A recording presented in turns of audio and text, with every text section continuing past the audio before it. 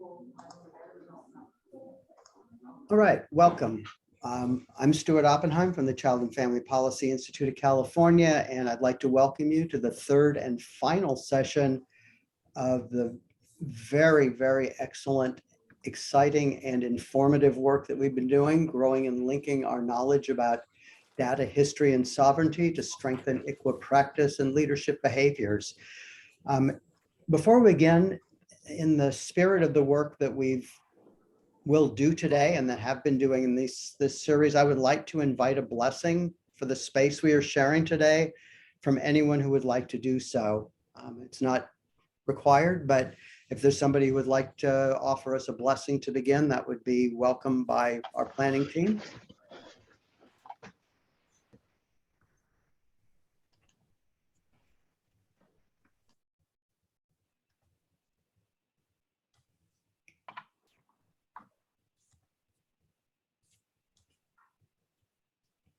If not, Hello, this is Karen Kolb from Rincon. Can you hear me? Yes. Okay, I'm not good at Zooms and things like this, so I can't see anybody. But if nobody offered from your land that you're actually on, I would like to offer a prayer. That would be wonderful. Thank you so much, Karen. Thank you. So I usually turn my video off when I do these things because and you can too, if you could just ground yourself a little bit. I ask everybody, if you'd like to stand, you can stand, but just kind of shake off any stress or any negative feelings or things that are bouncing on us in this kind of world that we work in. Just center yourself and take a deep breath. Creator, thank you for this day, this beautiful day here in California. Thank you for bringing us all together for this important work and enlighten all of ourselves and collaborate and with this brotherhood and sisterhood that we have with child welfare services in our beautiful state. Please let us learn and share the knowledge that we gain today with others. So that we can better everybody's knowledge in child welfare and Indian child welfare services here. We thank you for this day again. Blessings and travel blessings to anybody who's traveling, and please keep our world safe of what we're going through right now with this world pandemic, and keep people in your hearts and prayers. Amen. Aho. Thank you. Thank you so much, Karen. Thank you for the courage of stepping up to do that and for a beautiful prayer. So we really appreciate that. Thank you. So as we've done with these sessions before, as the host, I'd like to offer a land acknowledgement. I'd like to begin by acknowledging that for 5 generations, my family members have occupied the unceded ancestral homeland of the Yelamu, a tribe of the Ramaytush Ohlone peoples, who are the original inhabitants of the San Francisco Peninsula. We wish to pay our respects to the ancestors, elders, and relatives of the Ramaytush community, and to affirm their sovereign rights as First Peoples. We honor the Ramaytush Ohlone for their enduring commitment to steward this land.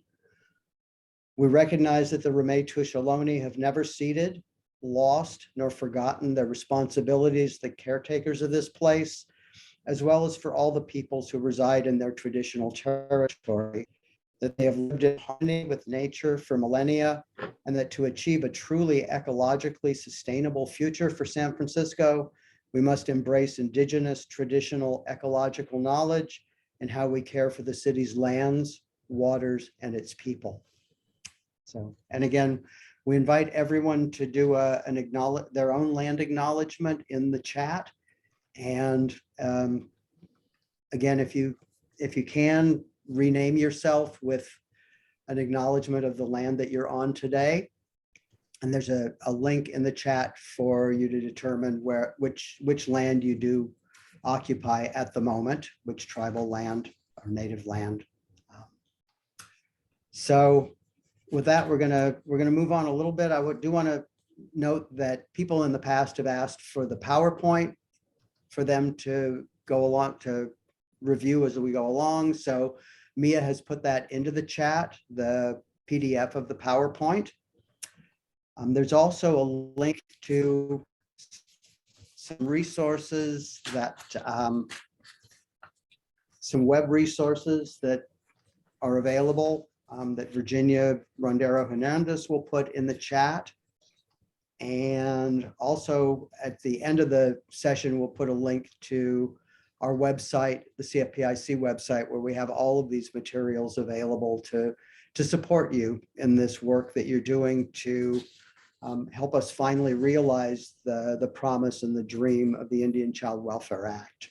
So with that, I'm going to do a little bit more housekeeping. Again, this shows you how to do the native land acknowledgement on the slide. So, and then also if you can keep your camera on, that would be wonderful. We would very much appreciate that. Even though it seems a little bit didactic, we hope this is a very interactive activity, and hope that by having your camera on, you'll acknowledge your presence in the with the material that we will be presenting today. Please keep yourself on mute. You've done a great job so far.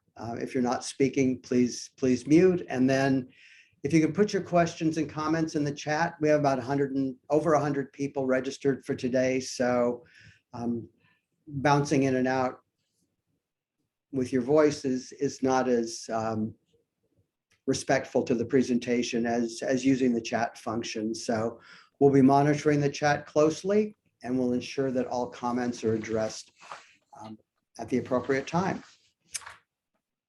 So with that, I'm going to move it on to the learning objectives. And I believe, Sylvia, you're going to do this? Yes, thank you, Stuart. Thank you, Sylvia. All right, good afternoon, everyone. So just quickly on the learning objectives, if you've joined us for the first two sessions, we've been consistent about our learning objectives.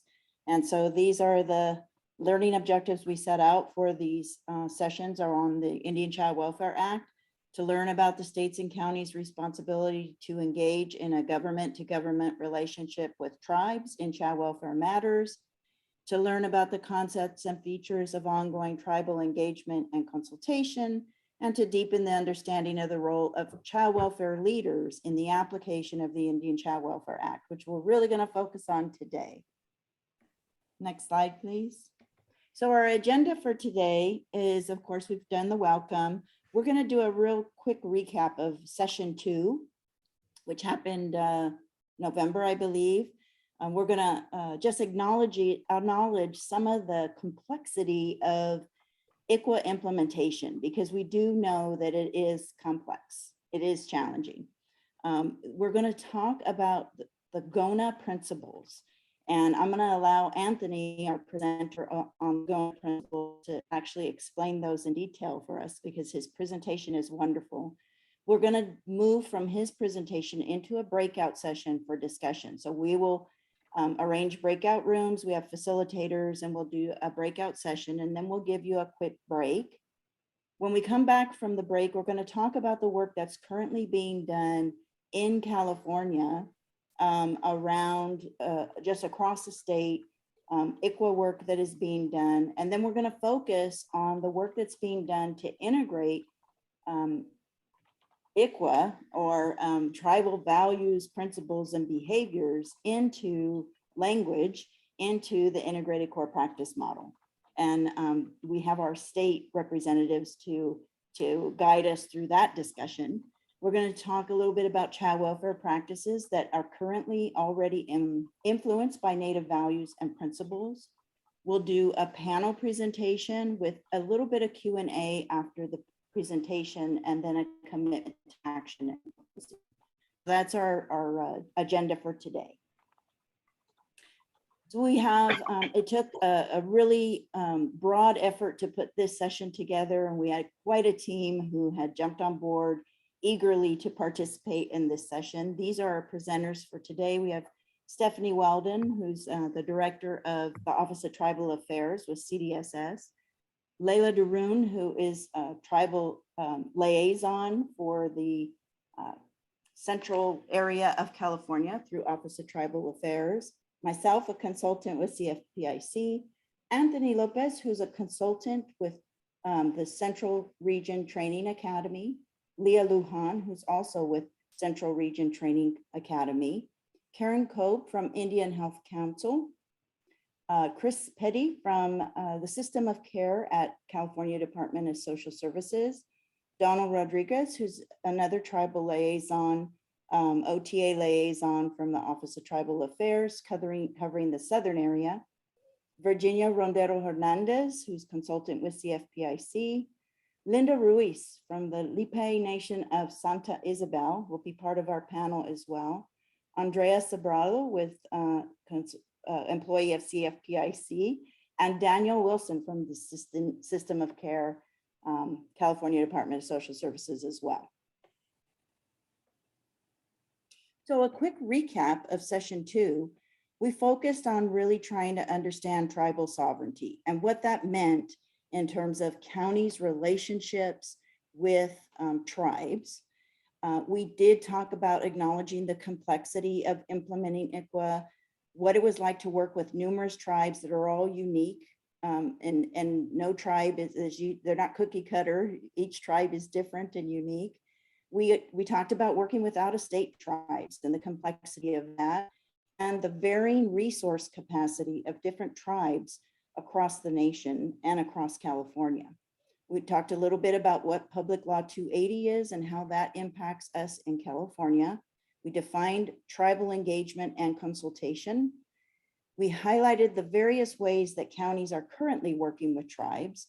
We highlighted San Diego and Mendocino County. And then we did an overview of the Office of Tribal Affairs and an overview of the Indian Child Welfare Act. So we're going to start off this session with why is ICWA so challenging? And as we move through these slides and new presenters take over the slides, we'll just introduce them as we bring them on board. So Stephanie will be discussing the next slide, which really focuses on some of the reasons why ICWA is so challenging. Thank you. So much of this comes from your team, your county's input, as well as the work we've observed from OTA as well as from tribes. And just in a nutshell, we know that tribes are unique and have common values, but very different and distinct as tribal governments and their customs and traditions. So the way you interact with tribes, each individually, can be challenging because they're all so different, just as nations are different. The other thing to remember that we've all talked about is that tribes differ in their resources and their capacity and their ability to either intervene and support and assist and guide and be a part of the case or in collaboration because of their resources in the way of federal Indian policy, as we know from the history of where tribes are as a government. And then we also know Public Law 280 concurrent jurisdiction is very confusing and can be difficult to navigate and understand, especially if we haven't been provided training on what it actually is. And so that can be very, very confusing.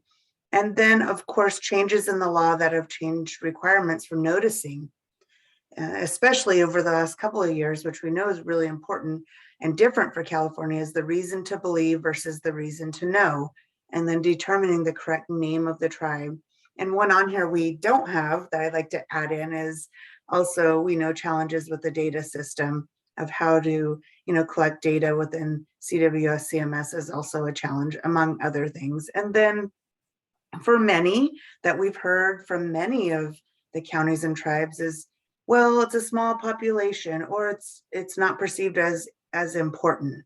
ICWA itself, well, I don't really have time for that, a priority, reality, and the challenges that many have shared.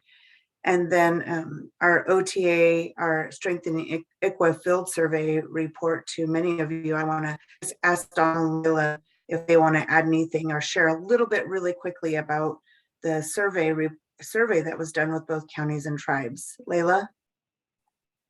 Thank you. Good afternoon, everyone. So as we continue to work to improve relationships between tribes and counties, the tribal survey was really meant to gather perspective from tribes working with counties in implementing ICWA requirements. And the county survey was meant to gather feedback from counties on implementing ICWA. Of course, our goal was to have responses from all 109 federally recognized tribes in the state, as well as all 58 counties. And we had a total of 36 tribes who participated in the survey, as well as 34 counties. Of course, all of this resulting in us better being able to assist build capacity, stronger relationships, and supporting consistent implementation for the Indian Child Welfare Act. And this survey will be administered annually, and we hope in doing so that it continues to allow us to track any progress with ICWA implementation, as well as continue to identify areas of improvement, as well as better provide tailored technical assistance and guidance on ensuring that ICWA implementation is consistent. So thank you. We haven't released the survey results yet, but just as a kind of clue into this slide, much of the survey results from counties and tribes have really supported these key bullets that are here as to what the complexities of implementing ICWA are. So we hope to have that out to you very soon. But that's really the goal, is to identify what the barriers are and to identify what your ideas around solutions are.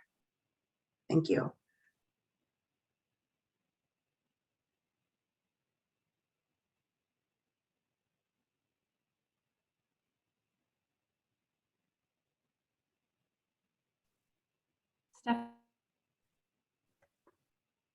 So we want to know what your thoughts about the complexities of implementing ICWA.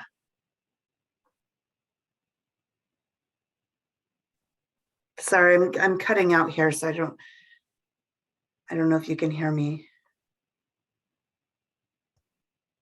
I can hear you. Great. So those of you that are participating, thinking about this question, if you could share. Hi, my name is Christine. Can you guys hear me? Yes, Christine. Yeah, Thank you. I guess I can only share from our county. The complexity of implementing ICWA is, part of it is one, a lot of movement of staff, transition of staff. So even if we have one social worker who is really trained and know about ICWA, and then after serving the families that he has, or the social worker has, and then suddenly being transitioned to another work task area, the complexity probably is training another newbie to know what is ICWA about and what is active efforts really is. I guess that's the complexity that, from my experience, that we are encountering right now.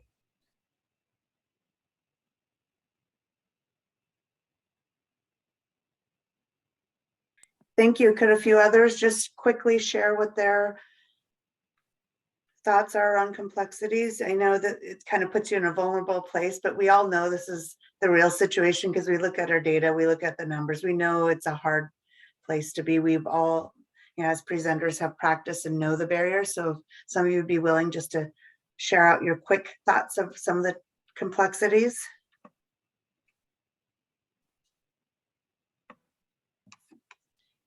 This is Karen. Can I add something, Stephanie? I think that this is your guys' chance to really ask those hard questions. You're safe in this room. You're safe with all these people that I've known for a long time, and they're good people. There's not a bad question here. So step out of that box and really ask these questions, because this is a good learning time and it's safe to do so. Take that chance. I'm gonna ask my friend from my two friends that I've worked with in the past, maybe Michelle or Amanda might be willing to share. Just want to invite you to, I know there's a list. Are some things, but maybe Amanda from Humboldt or Michelle Love, if you'd be willing to kind of share, just to break the ice a little bit, and then we can move on. I'm If not, happy that's to, okay. Stephanie. I think the complexity for us in Alameda isn't in ICWA itself, but in ensuring people do it every time. Every time we should be asking. I think people want to default like, oh, well, they don't look Native. Ask the question every time, right? And then if we haven't heard back from a tribe, send the information again. I mean, I think ICWA being the gold standard for all children, being with their community, it's really reminding people that this isn't something we do once at the beginning. We should be asking this every time we get ready to go to court, every time we're involved with a new family member who may have more of a child's history. That's the piece, right? It's the piece that we all worry about with all of our work is what are our staff doing when they're working with clients. But for us in Alameda, it's making sure that this question is something that is being asked every time for every child. And when we meet their family members, because there may be somebody who has more history, right, of a child's history that they may have been connected to a tribe, and a younger generation doesn't know that. Thank you, Michelle. Anyone else want to share some of the complexities with I'm implementing? trying to, hey, Stephanie, Amanda, I'm trying to, I don't know where to start. There's so much about the work that's complex, right? And there's all of the technical stuff. There's the data and the IT and the tech stuff that we run into. There's the training, there's all of that. But my mind is pulled a lot these days to some of the more adaptive. And I'm thinking a lot about equity and power and control and shared decision making, and just how hard it is. And I'll speak just plainly for myself, and I suspect other people on my team struggle with too, just how hard it is to really change my thinking around some of those power and control and shared decision making things. I have moments where I feel pretty good about myself and I feel like I get it, I got it. And then I turn around and I realize I don't got it at all. I think I got it, but it's hard, and it's harder than we think it is to really shift those mindsets. I mean, I've lived for 50 years in this society that has taught me certain things, and I've been in a lot of places of privilege. And on one hand, kind of intellectually, I can see that, but then on another hand, just to really to make those changes at the level that we need to make, I think is just really, really, really hard for our system. I think we can do a lot of things. I don't want to say at a surface level, because I think we've made a lot of changes, and I think some of them are fairly deep, but they're not deep enough. And just how deep we need to be able to go is it's deep, and it's a little daunting. It's a little daunting some days. So we're here and we're leaned in. I wish I had a nice and clean answer for you. Oh, this is the complexity, but I'm trying to think what isn't complex these days. Thank you, Amanda. I know I threw you on the spot. That's really powerful. The hard part of power and privilege and reflection of ourselves and how we equate that into systems is so incredibly important and vulnerable of you to share that. I really appreciate it. Thank you for letting me call on you to invite you in. Any other last minute sharings of the complexities? Can I share one other part of it, Stephanie? One last. Absolutely. Sorry. That's okay. Just to, and so I think about how hard this work is, and we say that sometimes. We share that with our tribal partners, and we say it's just so hard. And someone said back to me, one of our tribal partners recently, there was a good reminder, and she said back, "You think it's hard to work with us? Try working with you." And just that kind of turnaround. And I hope she didn't mean me, but to work with county and county governments and systems, and that reminder that as hard and challenging as it is for us, especially as some of those power and control dynamics shift, it's like the shoe's on the other foot now. And so it was a good reminder for me. Thank you. Yeah, that's really important, is thinking about a different perspective that may be uncomfortable and self-reflection. Hi, I just wanted to add to something that Christine said. I think that, as she mentioned, the staff turnaround is really difficult. We train to certain things to make sure that inquiries are being made, that case plans are including having an ICWA expert help us with our case plans when we're submitting them to the court and things like that. And so just when you think everything's great and fine, all of a sudden you find out that someone went ahead and did something because they're new and they don't know what they're supposed to do and no one caught it. So I think that's a little bit of the frustrating part in our agency, is just that staff turnaround. And I'm sorry, this is Christine again. So not just the staff too, it's also leadership. So if you have a leadership in position who just moved to that position, and that position comprises of equal cases, that leader or will need to be trained as well, because how can this, for example, a supervisor train a newbie about ICWA if that person doesn't know ICWA himself? So it's a chain, if there's movement with staff and movement with leadership or supervisors or program manager, it's a chain. It affects everybody, the whole system.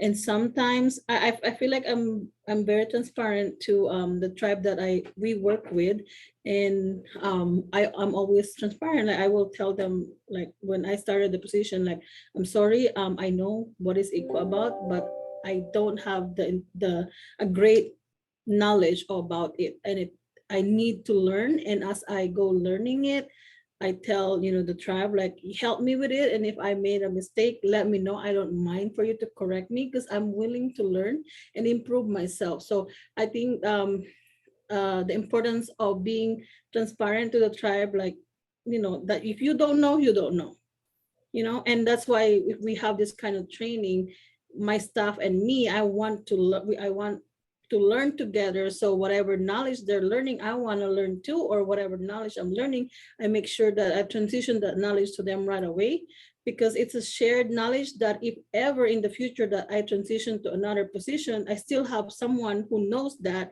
and that possibility of hoping that that person who I trained or I transferred the knowledge will also share the knowledge to whoever is next, Yep, much appreciated. Many of you pointed to not only the complexities, but many of the leadership behaviors in the integrated core practice model. I hear a lot of that within there about being transparent, being vulnerable, having difficult conversations.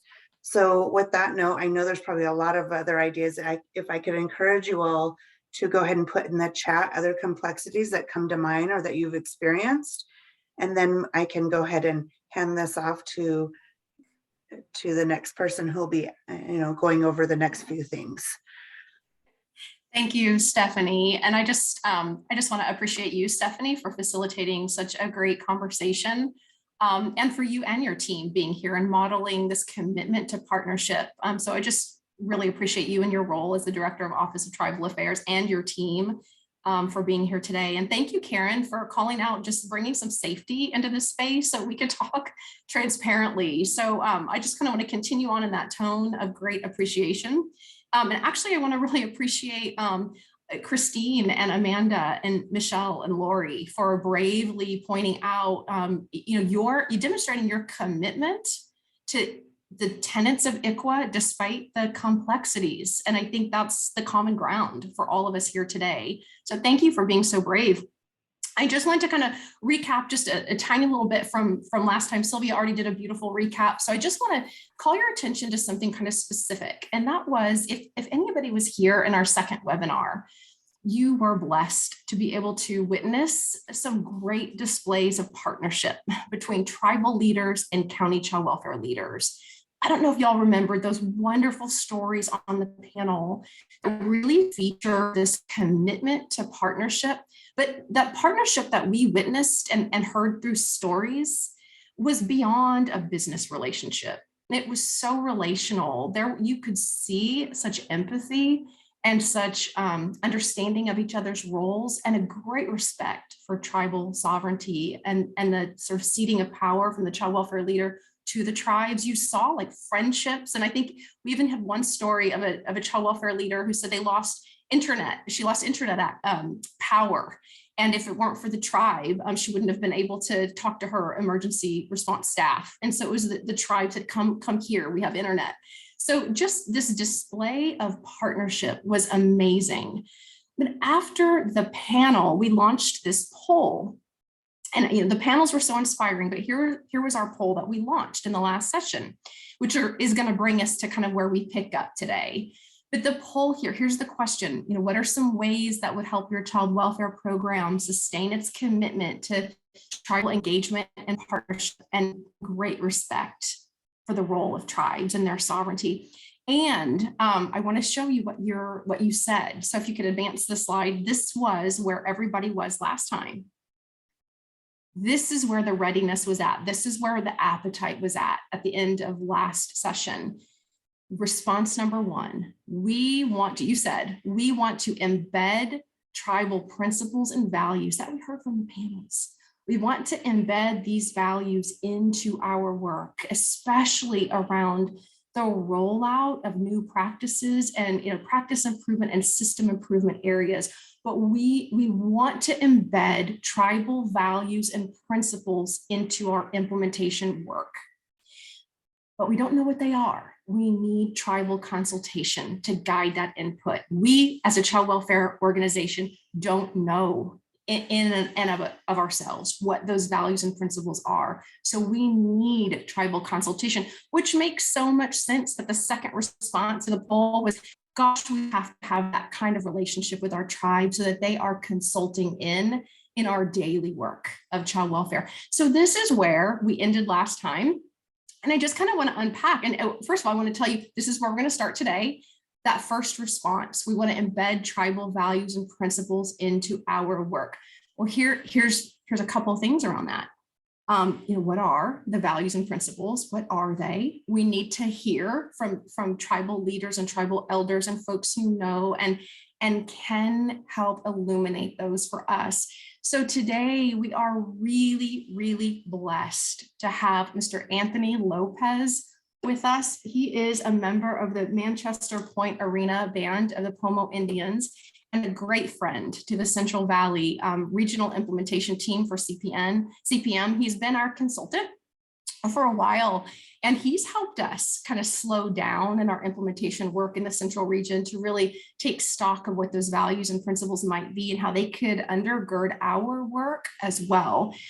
We have greatly benefited from Anthony's consultation. We have greatly benefited. You're going to see why in a second. So without further ado, let me welcome Anthony Lopez. All right. Thank you for that, Andrea. Hi everybody. My name is Anthony Lopez, and I just kind of want to give a little more background about me too as well. I've been facilitating GONAs here in the Central Valley for about 10 years now. We're actually in the middle of planning our next GONA for this summer, so I'm really excited for that. But what I want to share today is kind of what I'm offering, what I'm sharing is wisdom that was passed on to me. And I'm so fortunate to have been able to be taught these four principles and really just a kind of little bit of history about GONA. GONA stands for Gathering of Native Americans. And really what GONA is a ceremonial camp. That's the way I like to look at it. And it's about talking about these four principles. And really the four principles help guide conversation about Native American history. A lot of times that history, is not good, not really good to hear history, right? But also there's a lot of resilient history too that is shared. But in order to have that conversation, how do we begin to have that conversation? And so what these principles do is they help guide us along to help us unfold this conversation. And really it starts with a lot of trust building. And so GONA, was created about over 25 years ago.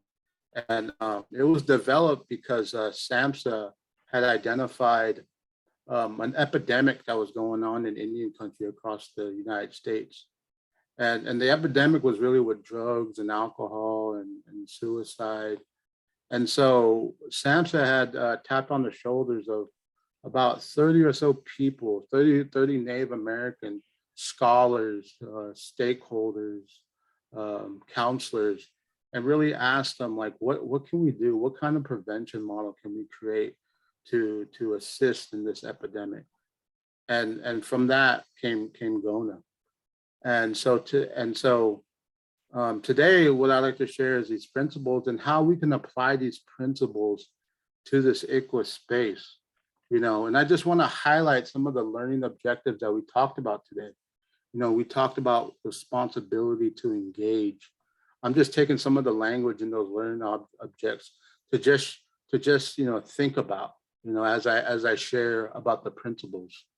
Responsibility to engage, learn about concepts, and have a deepening understanding of child welfare leadership and their role, right? And so yeah, I just really want you guys to think about that, because I think what the GONA principles offer is a unique way to really identify what those values, customs and traditions are in where you're at, where for the Native community. So if you can go on to the next slide. So the first principle, and before I start too, I just want to say the order of these principles are really important. There's an order for a reason. And as I go along the principles, you'll kind of start seeing why it's important to start this way. But the first principle, it really talks about belonging, building and strengthening the sense of team, family, and community. And really belonging is about trust. It's a place for all ages, a place for all kinds of people, and it really represents that infancy stage, that childhood stage, a time where we need to know how we belong. And really it's that, and the reason why it starts with belonging, because, if we think about an infant, a child, they need that nurturing, they need to feel that love, right? So in order for them to trust, in order for them to trust the people around them. And so, belonging represents that trust building.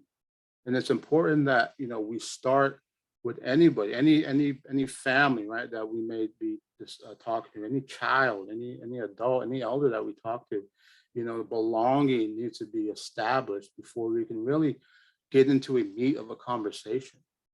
And so you can go on to the next slide. So what is belonging? What does that consist of?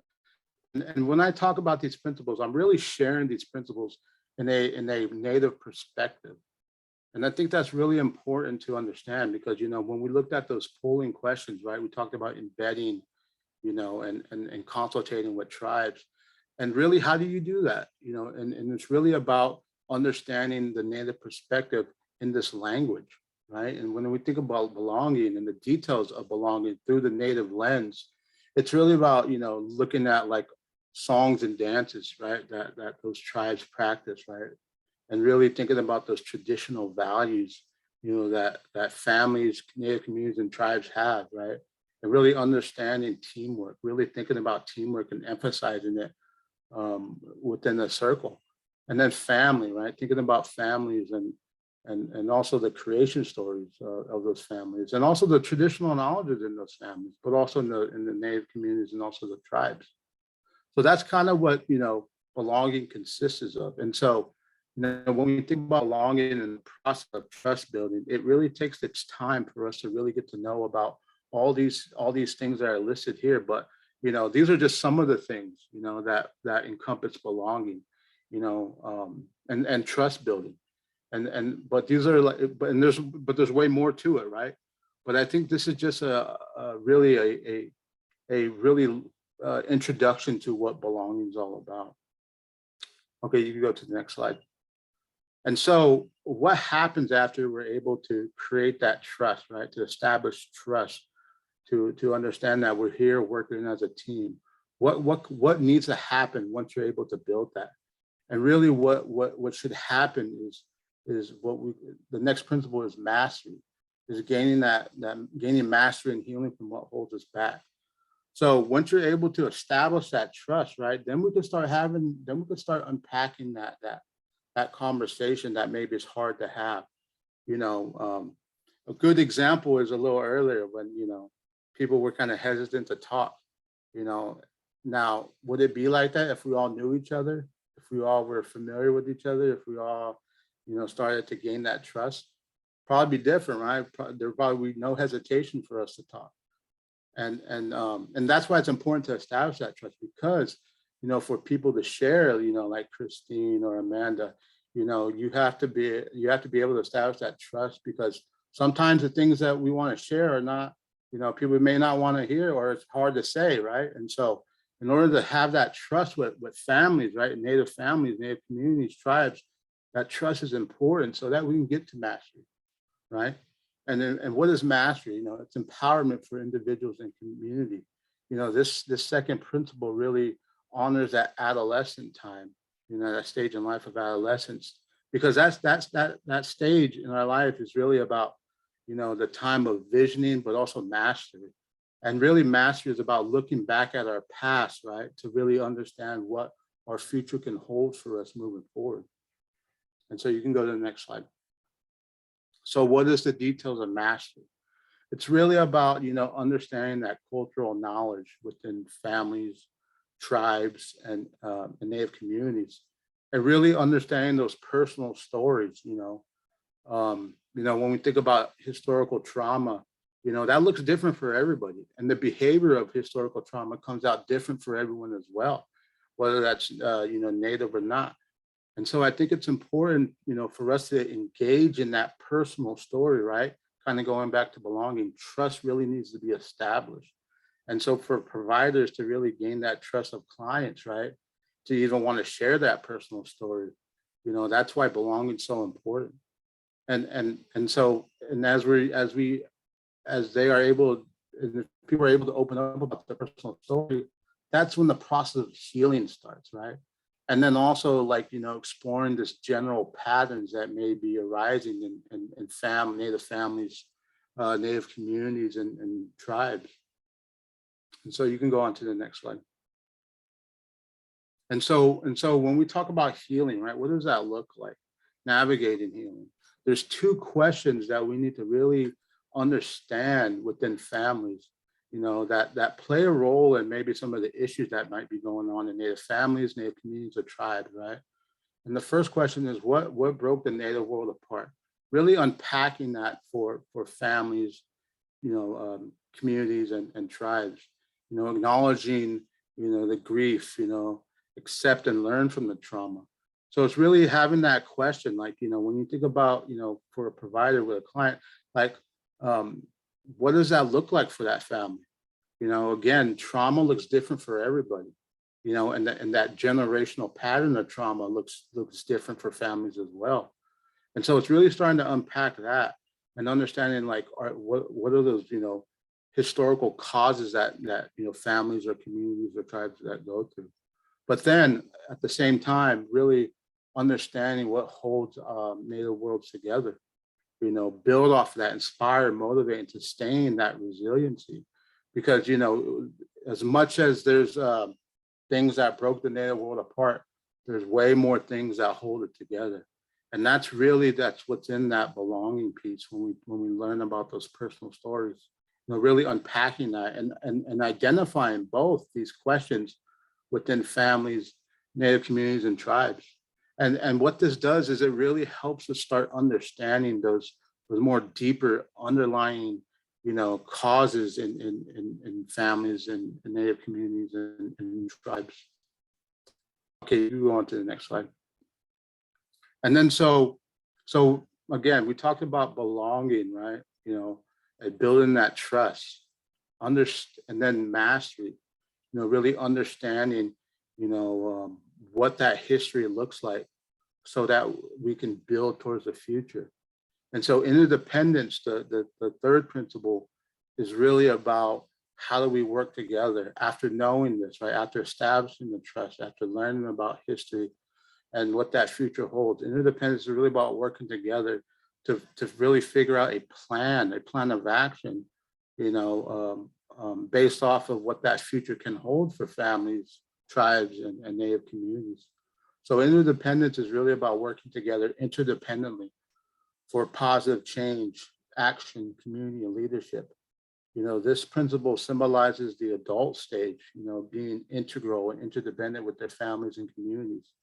Oftentimes when I share about interdependence, I really show this, I really like this picture of this basket, because what this basket really represents is how all these materials, right, work in tandem to be able to hold this basket and make sure that it's strong enough to hold. And each thread of this basket, it's really, they all play their own role, but at the same time, they work in unison to make sure that this basket is being able to do its use. And so if we look at ourselves as threads in this basket, each of us, we all play a role. And it's really about understanding who are those people, who are those other threads in your community, that you can lean on as providers. Who are those other ones? Because I know it's a challenge. I hear, that's what I'm hearing. It's a challenge and it's complex. And really, again, like I'm also hearing that, but we need to embed more traditional knowledge integrated within the system, right? And how do you do that? You find out who those other threads, right, in the Native community are.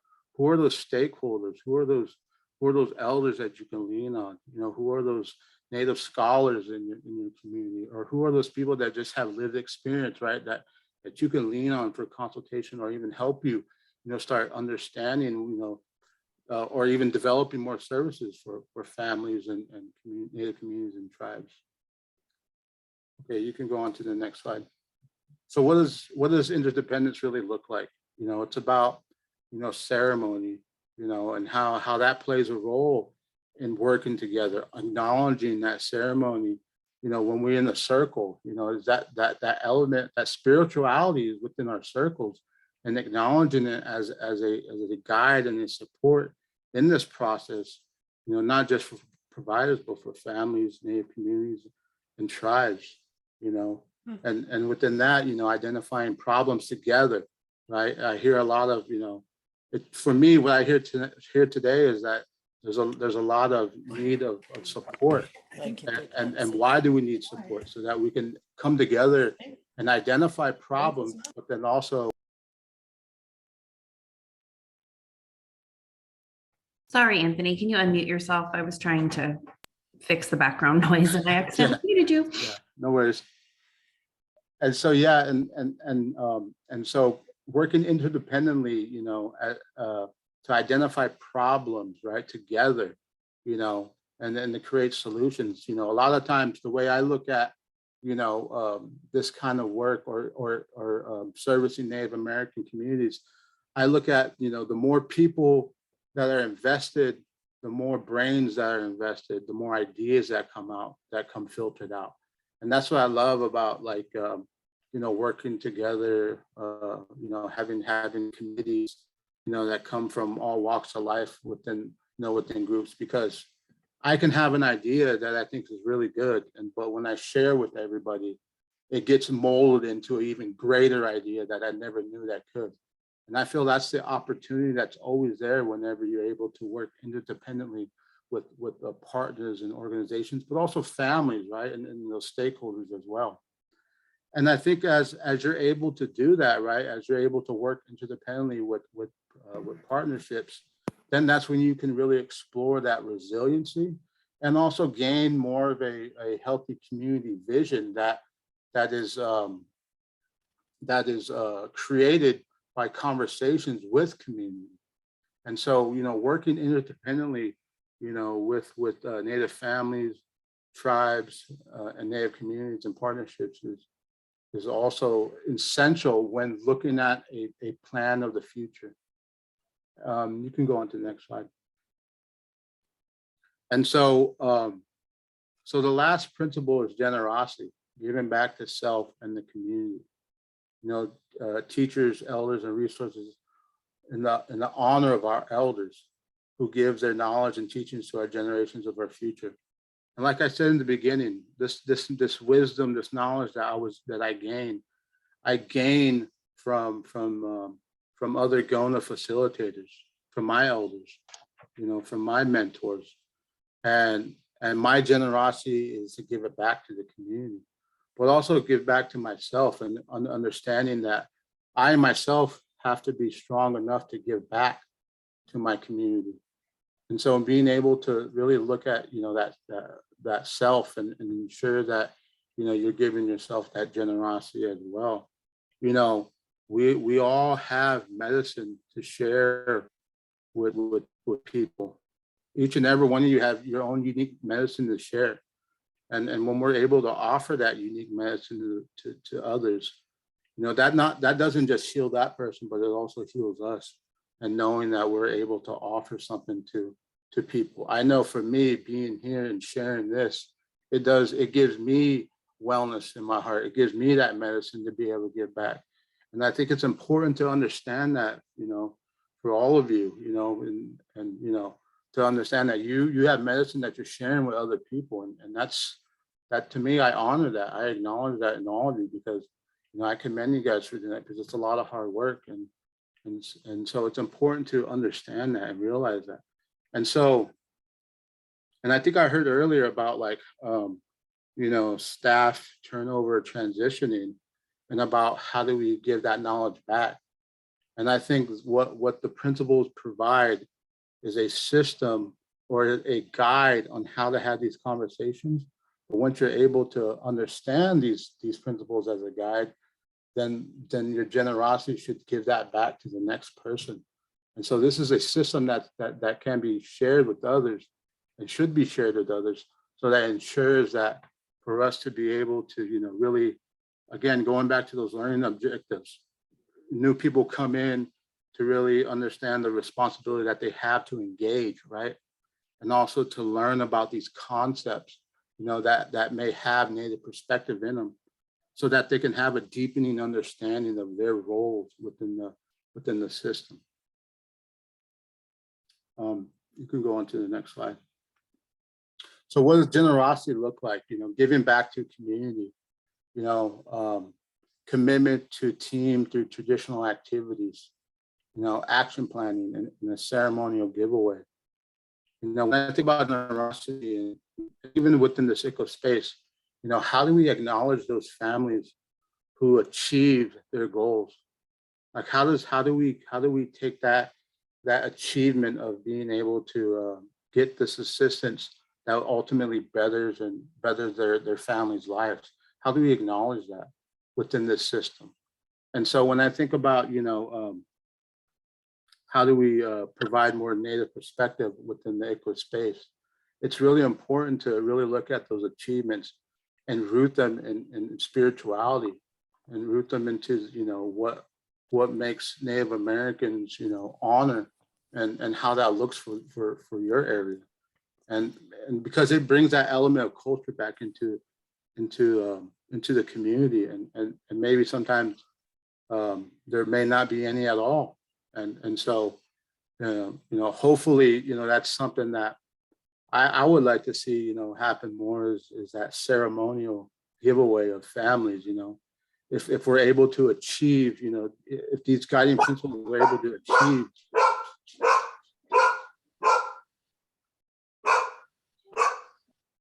That dog must like what I'm saying. But yes, that giveaway of, to families to acknowledge their achievements. And so, so these principles, what they really encompass for me when I think of this ICWA space is a system of care. And I know that term's used quite a lot, but I think of a system of care that's really rooted in the Native perspective. And so, these principles, again, are just a guide to help the conversation, really to, again, of those learning objectives, like for you to really understand like what those unique values you know, and those customs and and the culture and tradition really are for these families, Native communities and tribes, you really have to understand how to really have that conversation.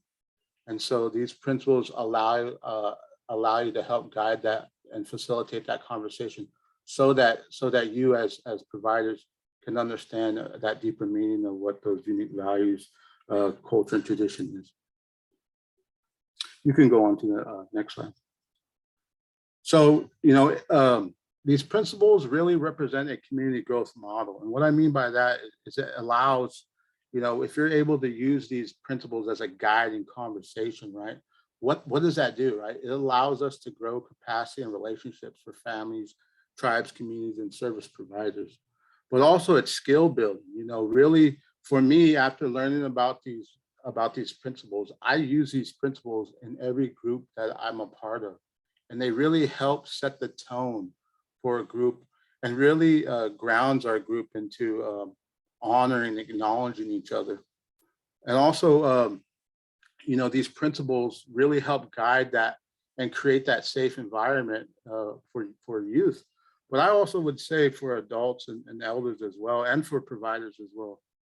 And also, you know, these help guide into that community support. You know, this sort of model, you know, is the GONA principles and the model, you know, is something that's been going on, like I said, for the last 25 years across the United States. So GONA is becoming more understood.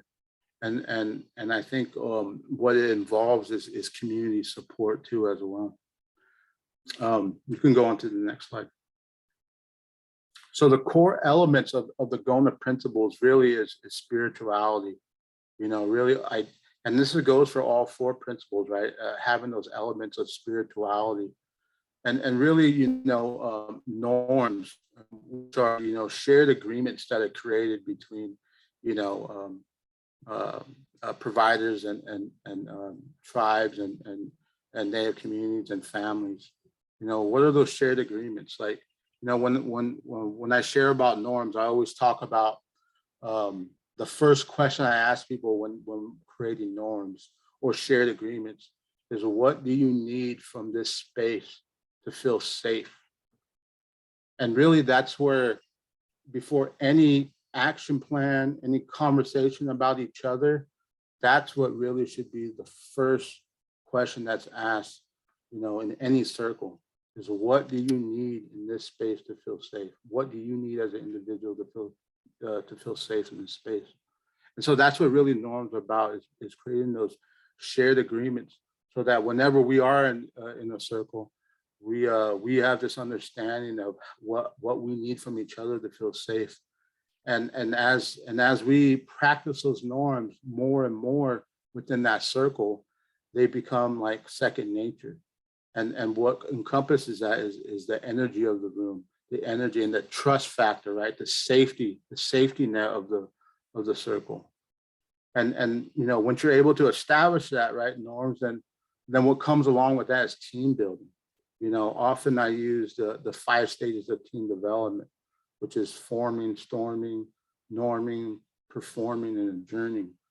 And those stages is really what kind of naturally happens within circles.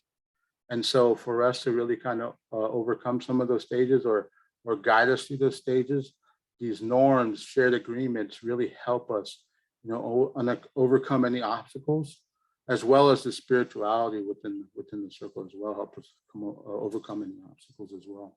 So those are really the core elements of GONA in each principle. You can go on to the next slide. And some other core elements of GONA is, you know, the cultural strengths. You know, really, what are those for family, Native families, Native communities and tribes, right? And honoring land, you know, understanding like whose land that you reside on. And really, you know, having space, you know, whenever we have these circles, providing that spirit, that quiet table, that house, that spirit house, or that spirit place for each other. You know, whenever I volunteer at an organization, whenever I'm there, they have a little spirit table with medicine there. And when I go to the offices, I really always am attracted to the table, because you know, people put medicine on the table. You know, well, when we're pre-COVID, there would be new medicine on there, and I would be able to just learn about others' medicine and really just make that a focal point, right? Of whenever we're in the circle is having that medicine there available. And also, you know, core elements to these principles is that advisory groups, youth and adults, you know, like when we talked about interdependence, right? You know, having those partners really be involved, you know, and you know, kind of going back to those poll questions and those answers, you know, embedding, you know, again, embedding those traditional and cultural values. How do you do that, right?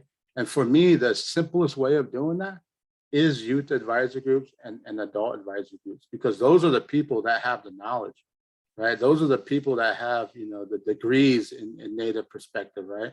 And so those are the ones that, and for to embed, those are the ones that can help with that understanding of how to do that.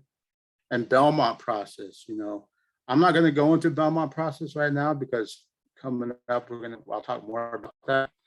But I'll just skip that one for now. But finally, the healthy risk, and we put multiple levels when we think about healthy risk. So healthy risk are really about, well, when you think about risk, right, it has this negative kind of connotation to it, right? It's like almost like danger, right? Beware of and it's unknown, right? But when you think about healthy risk, it's the total opposite of that. I mean, it is unknown, but you're not doing it for danger. You're doing it for something good to happen. You know, you're doing it for a purpose that's beneficial to people or yourself. Like today, like, you know, when Stephanie asked those questions, everybody was, you know, there's kind of crickets going on, right? But then somebody started, you know, talking. To me, that I identified that as a healthy risk. You know, Christine taking a healthy risk, and she's taking that healthy risk because it's going to serve a good purpose. There's going to be a good reason why she's taking that healthy risk. And so when we look at, we say multiple levels, we're talking in terms of, like, you know, families need to take healthy risks. Tribes need to take healthy risks. Native communities need to take healthy risks. Providers need to take healthy risks, right? Equal leadership, right? Leadership in general must take healthy risks. So it's important that we're doing that because, again, we're doing it it's always going to be done for a good purpose and good reason, and there's benefits by doing that. And I think Christine showed a really good example of the benefits of doing that. Okay, so you can go on to the next slide. So what is the purpose of involving, you know, these principles, you know, within conversations with families, you know, Native communities and tribes? What is the ultimate goal, right? I mean, you can help deliver, you know, really you can help deliver wellness for families. You know, that's the hope of what these principles can guide within conversations, right? Is to create more wellness for families, Native communities, and tribes. But ultimately, what is that for too, right? What is the reasoning for us creating wellness in families, Native communities, and tribes? And really, it's for us to have this transition right here. If we look at it, you know, the things that kind of have been plaguing Native communities have been historical trauma, you know, lateral oppression, and even current traumas, you know, and so for us to be able to, you know, apply principles, these native perspective principles into this sort of work, what that ultimately does is it helps us transition these things that have been plaguing our communities, you know, our families and our tribes, into more of this historical resiliency, you know, to lateral goodness, and to create healing and planning with our communities. Now, this transition right here, you know, it's not going to be done probably in our lifetimes. But the thing is to understand that we're a part of this continuum. And in this space, you all play a role in this trauma-informed transition living. You all play a role in that. And that's, for me, that's the ultimate goal that we're all doing here, is to transition our communities to historical resiliency, lateral goodness, and creating healing and planning for our communities. Okay, you can go to the next slide. So how do we do that? It's by utilizing all the resources in our community. You know, all those resources that we have in our community.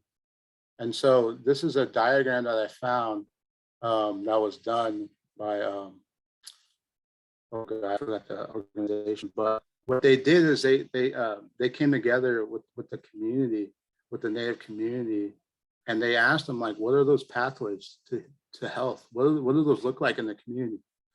And oftentimes we talk about them, right? But what I really love about this picture is it shows what those pathways look like. It shows these resources that are in the community. So for us to have that transition of historical resiliency, lateral goodness, and healing planning, we must utilize these Native resources that are there in all of our communities. All of these resources are in all of our communities. It's just about us finding them. It's about us going, looking at it interdependently, right? And figuring out who are those partners in our community that we need to be tapping on the shoulder, because they provide, you know, those pathways for health for our Native families, Native communities, and tribes. And so I just want, you know, everybody to kind of see this visual, you know. I like this little crab right here. It says no buckets here, you know, and it talks about, you know, youth and elders engaging, you know. It talks about, you know, the trees call out to me, you know, more talking circles. And you know, I just love the sayings in there. We are each other's medicine, you know, prayer is medicine, you know. These are the things that exist in our communities today. It's just about connecting to these resources and you know, families, tribes, communities already probably know about these existing resources that are in their communities, right? But does the people that service our community, do they know about these services that are in their community?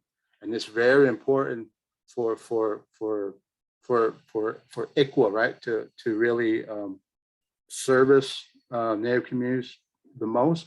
They need to understand these services that are in their community as well. And not to say that people don't. I'm sure there's a lot of people that do. But if you are one of those people that maybe, you know, don't know where some of these services are, just know that they're there and they're out there and they exist. And if you're able to access these services, then you would essentially be servicing families even more than you already are. Okay, you can go on to the next slide. Okay, so this is the final slide that I have, and that's kind of my final piece of the GONA principles. And I really just hope that, you know, well, this is an introduction, I guess, for maybe some of you, right? And so this is, I guess I call it the appetizer, the GONA principle appetizer that I'm sharing with all of you.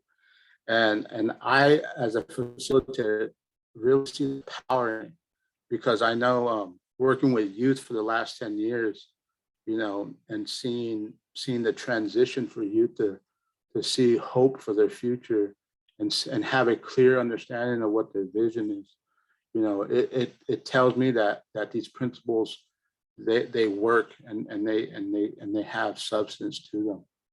And so so that's what I offer to you all, is this wisdom that was shared with me, and I share with you all, and hope that, you know, you would want to explore more about these GONA principles.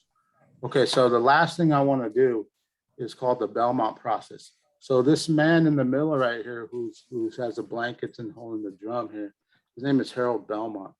He is one of the founders of GONA, and he created this process, this Belmont process. What I really like about it is at the end of any sort of circle, right, or of any sort of meeting, he wanted to ask these 3 questions. What do you see? What do you hear? And what do you feel? And the reason why he wanted to ask these questions is because not only did he want to ensure that what was said was understood, but he also wanted to allow time for people to express what was said in the circle and really get it off their shoulders. Because again, you know, what I offer is wisdom, but also what I offer is medicine. And so, you know, Harold Belmont, he created this process, and wow, whenever I use it, I really, there's a lot of good feedback that happens within any circle that I have at towards the end. So I wanted to do this with everybody today as a kind of a closing to my presentation. So if you would like, I'll ask each question separately, and then we'll just get responses, either if you want to put them in the chat or maybe unmute yourself. But it's up to you. So the first question I would like to ask everybody is, what did you see?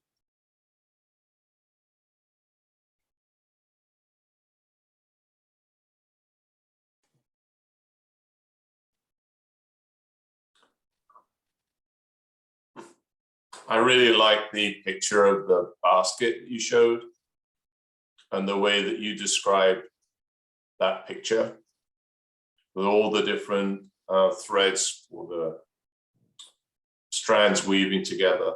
I thought that was great. Thank you.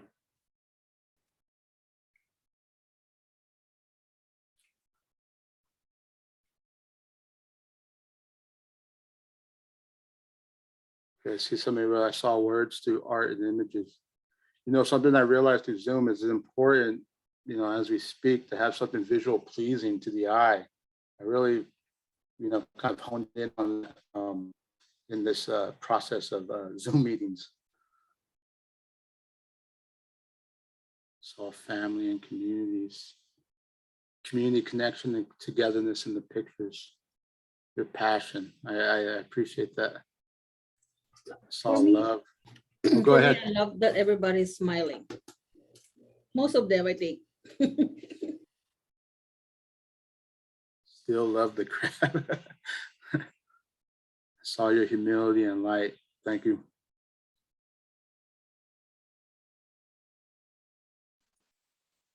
I noticed Love- that it doesn't appear there's any women in the picture. It's all men. So I'm not sure if that signifies or means anything. You know what? That's really, you know, that's a good question. Let me find out about that, because this picture was just given to me because I'd never seen a picture of Harold Belmont before. And because there's you know, when it comes to Gona, there's master facilitators. And so I've been intrigued by Harold Belmont for a long time, because this Belmont process, I really believe in it, and I see the wonders that it does. And so I've always asked these master facilitators, does anybody have a picture of Harold? And somebody had sent this to me. But you know, I never did realize to ask that question though. But that's something that I would like to know too, now that you mentioned that. But I will say that there is a lot of women that were a part of creating Gona. No, I'm sure. I'm wondering if it's something ceremonial that's why the women aren't not standing there, or just something. Maybe I'm reading too much into it, but that's what I think you're right. I think you're right. I just never had thought of that question, but now I'm gonna have to do a couple of emails after this meeting. But thank you for that. Okay, so Gonas can be done. Okay. So the next question is, what did you hear?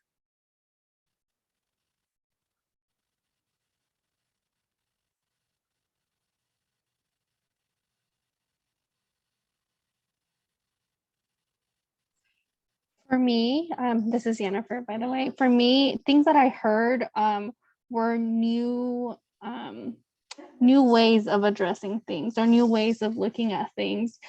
So I heard you speaking, and I heard you sharing your knowledge with us. And so that's what I was able to take in. Thank you for sharing.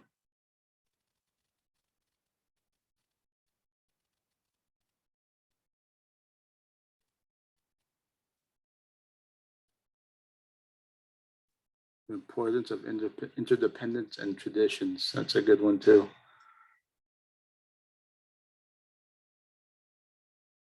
The importance of taking healthy risks for a greater good. Yes, you know, when I first started out, I was not a really good speaker doing Gona. but I realized my responsibility and really taking those healthy risks to become a good speaker.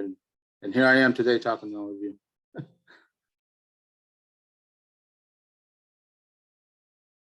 What do you need from this space to feel safe? Yes.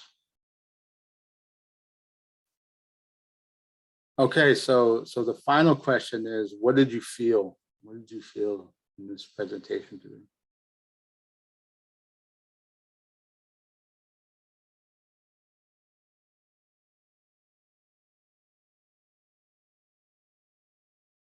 See hope, safe, empowered, welcomed, encouraged, a little frustrated. It felt calming.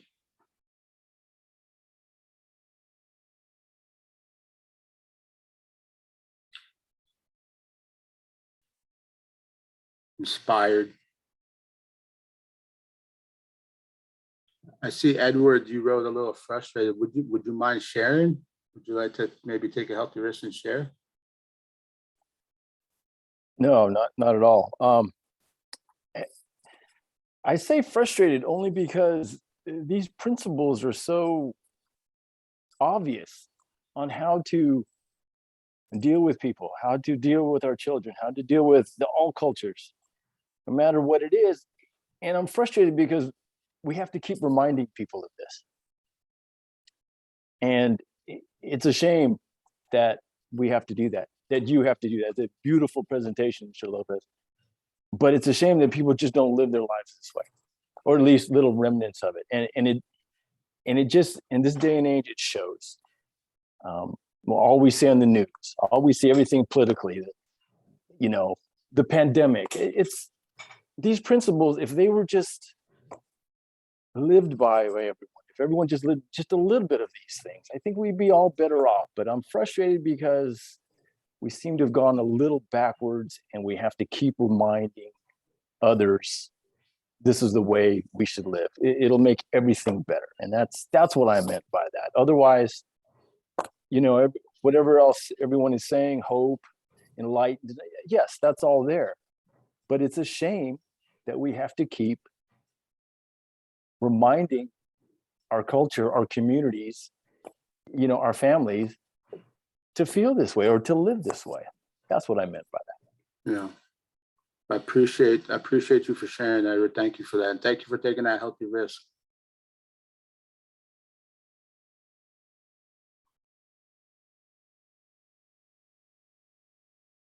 All right. Yeah. So that concludes my presentation today. And I just want to again acknowledge all of you for all the hard work that you guys are doing, and all the medicine that you are giving our community, and giving me too, as well as just being able to be a speaker in this space to share. You know, I'm just a community member in my community who has something to share with others. And so thank you for allowing me to share my medicine with you all. Anthony, thank you so very much for a magnificent presentation. I think looking at the comments, many people were touched by the knowledge and skills you offer, but also the medicine that you're offering to us, and an example for how we might move that work forward. We're going to move into a breakout group session, and we're going to ask you to continue the task of taking the healthy risk, and keep remembering what Nick said earlier, which is that we are all threads of the basket. And if we can keep at least those thoughts in mind, Mia's going to put everyone into breakup groups. We're going to be together for 15 minutes. And here's the question that each of the facilitators who are going to be assigned to these groups will be asking. Thank you.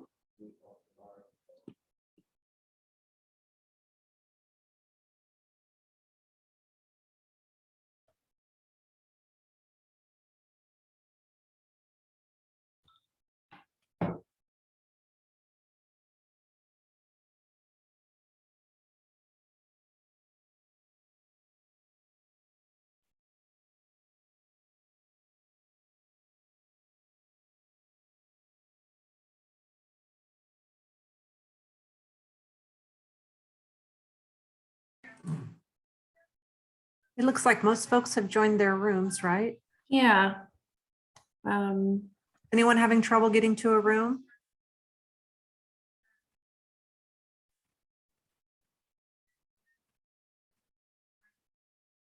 I think it's just Alicia.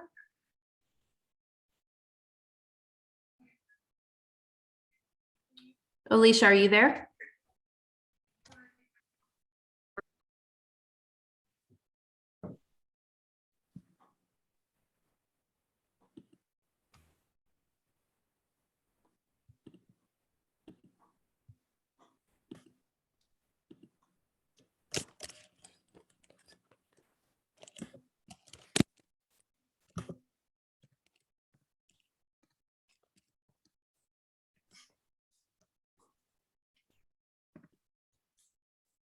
I think we're still waiting on a few people, right? We are. Breakout room 2 and 3. Okay. And 9.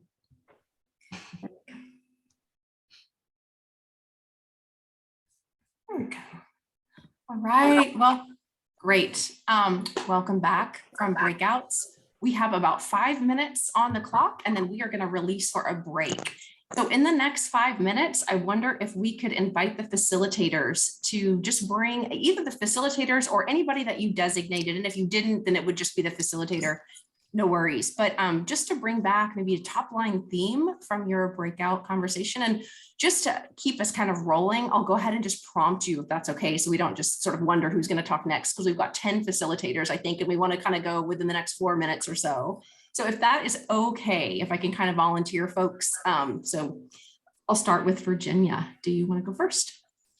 Sure. I think that the challenge with some of the discussion that we were talking about, because the challenge is not just the ICWA implementation itself, it's also the organizational culture and climate that either helps people implement ICWA or makes it more difficult for them to do that. Some of the things that Anthony did say in terms of working together and listening are forms of medicine that can be used, but there also is a need or a request for more information about how do you lead during these times. And yeah, I think that's probably it in a nutshell. Fantastic. Thank you, Virginia. Great group. Wanjiro, do you want to go next? Yeah, thanks, Andrea. Yeah, we had, similar conversation. Part of the conversation as well was like how social work is now really moving towards checking the box, checking the box, checking the box. Like there's a lot of things that need to get done. And checking the box seems to be one of those. So unfortunately with the ICWA, sometimes the question is being asked. However, it's the follow-up that comes after that. So it's great to ask the question, but it's what's the next piece about building the relationships that folks are seeing is where some of that balance and challenges, because work needs to get done. So one of the counties did share that they are able to move the work forward. So how do we model that? So that's the next piece. Awesome. Thank you so much, Wanjiro. How about Sylvia? Jennifer is going to report out for our group. Great. I agreed to be the reporter because I didn't have a role this time around, and I felt left out. So we talked a lot about partnership, the power of partnership and relationship building, and with leaders putting themselves out there and engaging and connecting to be able to hear some of the harder truths, to be able to co-create space, to be able to move forward together. And we also discussed a little bit about practical application and that balance between the administrative and the bureaucratic needs of an agency versus that need to really build meaningful partnerships and relationships and the integration of those two and how necessary that is to be able to balance that out. Great, thank you. Wow, it's awesome.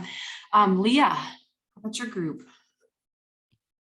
So our group is talking about the need for courageous conversations and how that principle of belonging can really help in that healing process and building trust. But that one of the comments that really stood out too was that she goes into with families with, why would you trust me? and having that humility to be a learner and to know that respect and actions and accountability. I like the way she put this, accountability over time is what is going to help build those relationships and deepen relationships with communities, tribes, and families. Thank you. Thank you, Leah. That's wonderful. How about Javi? How about your group? Oh, sure, Andrea. So we had similar conversations in my group. I boiled it down to 3 concepts, which is ongoing relationships, humility, and follow through are essential. Thank you so much. Yeah, it's great. Okay, how about Crystal? So we we talked about just the initial importance of reaching out. If you don't have relationships or ongoing things happening, just the importance of taking that risk, reaching out, listening, hearing their story, their history, their goals for their children and their family and their tribe. We talked some about looking beyond ICWA compliance, having non-federally recognized tribes, trying to partner with out-of-state tribes, and how helpful the take risks and continue reaching out is as just a standard. And building sensitivity among staff, it's like, why do I have to do this? And it was so much work. And that whole attitude is can be pervasive. So building sensitivity in staff about what's behind ICWA and the relationship and connectedness of children with families, communities, and tribes, and how teaming and CPM and all aspects of our system are moving that direction and helping this all integrate for them, as well as final acknowledging pain and hurt that the system has caused. Wow, thank you, Crystal. Thank you so much for reporting out. Thank you, facilitators. You guys, sound like your conversations have been amazing so far. Karen, would you like to go next? Sure. A lot of similar themes to what people have said. A willingness to participate, a willingness for partnership, helping to feel braver about asking questions and learning more about the culture. So again, the theme of humility, better understanding culture and trauma, and the importance of the spiritual piece and the traditions and the sense of belonging. So again, more about just understanding the culture and having a deeper understanding of tribal government and sovereignty, tribal sovereignty, and the importance of establishing the government to government relationships. So beyond the work with the families. Also, more specific to families, understanding that when you respect where someone has been, you respect and understand their culture, where they come from, it shows that you are invested in where they're going. And another thought about hearing and understanding that tribes are at various levels of capacity, and so maybe the county needs to take the responsibility to take those extra steps to ensure ICWA compliance. And then one thought was that this learning about the values and principles has been sort of a call to action to change the current ways of doing business as usual. It's great on a lot of different levels. from the personal to the systemic. Thank you so much, Karen. Great report out. Great group. Dana, what about you in your group? Hi, yeah, we, a lot of the same things I've heard, but it was very interesting because we had some county staff there that had some very concrete ideas around what they wanted to do when they got back, including making sure that their new staff and you know, were really understood, you know, their tribal community by doing making sure that they went there, that the interns might actually go there and do some hands-on so that they would really understand. Because I think what we heard, one of the things we heard is that you really have to know people. Once you know them, you can start to trust. So the idea of building trust, making sure that the county staff were visible was really important. You know, and then on the other side, there's some reciprocity too. It's not only are you going to learn from them, what are you going to do for them too? So make sure that what you have is just not a one-way relationship, that there's reciprocity in it. And so there are ideas around holding, you know, roundtables and helping people to learn about each other from those kind of roundtable discussions. We also had those in our group were also people not actually working directly, or their staff weren't working directly, but they ran a lot of meetings. And so one of the things I thought was very, and I totally agreed, that he thought that he could use in future meetings, because sometimes, even though he understands the GONA principles and operates by them, he's not sure how it always lands. So he thought using that Belmont process at the end, sort of checking in, you know, and that really helped him kind of get a feel of what went on in the meeting. And I think one of the things that one of our attendees said, I think is so very true, that, and I think Edward had talked about it in his frustration, and we kind of know, right, what we should be doing. We know what we should be doing, but the day-to-day practice, it's so hard because the environment we practice in, whether it's line staff, whether it's directors, it's really not conducive to doing the kind of work we need to do.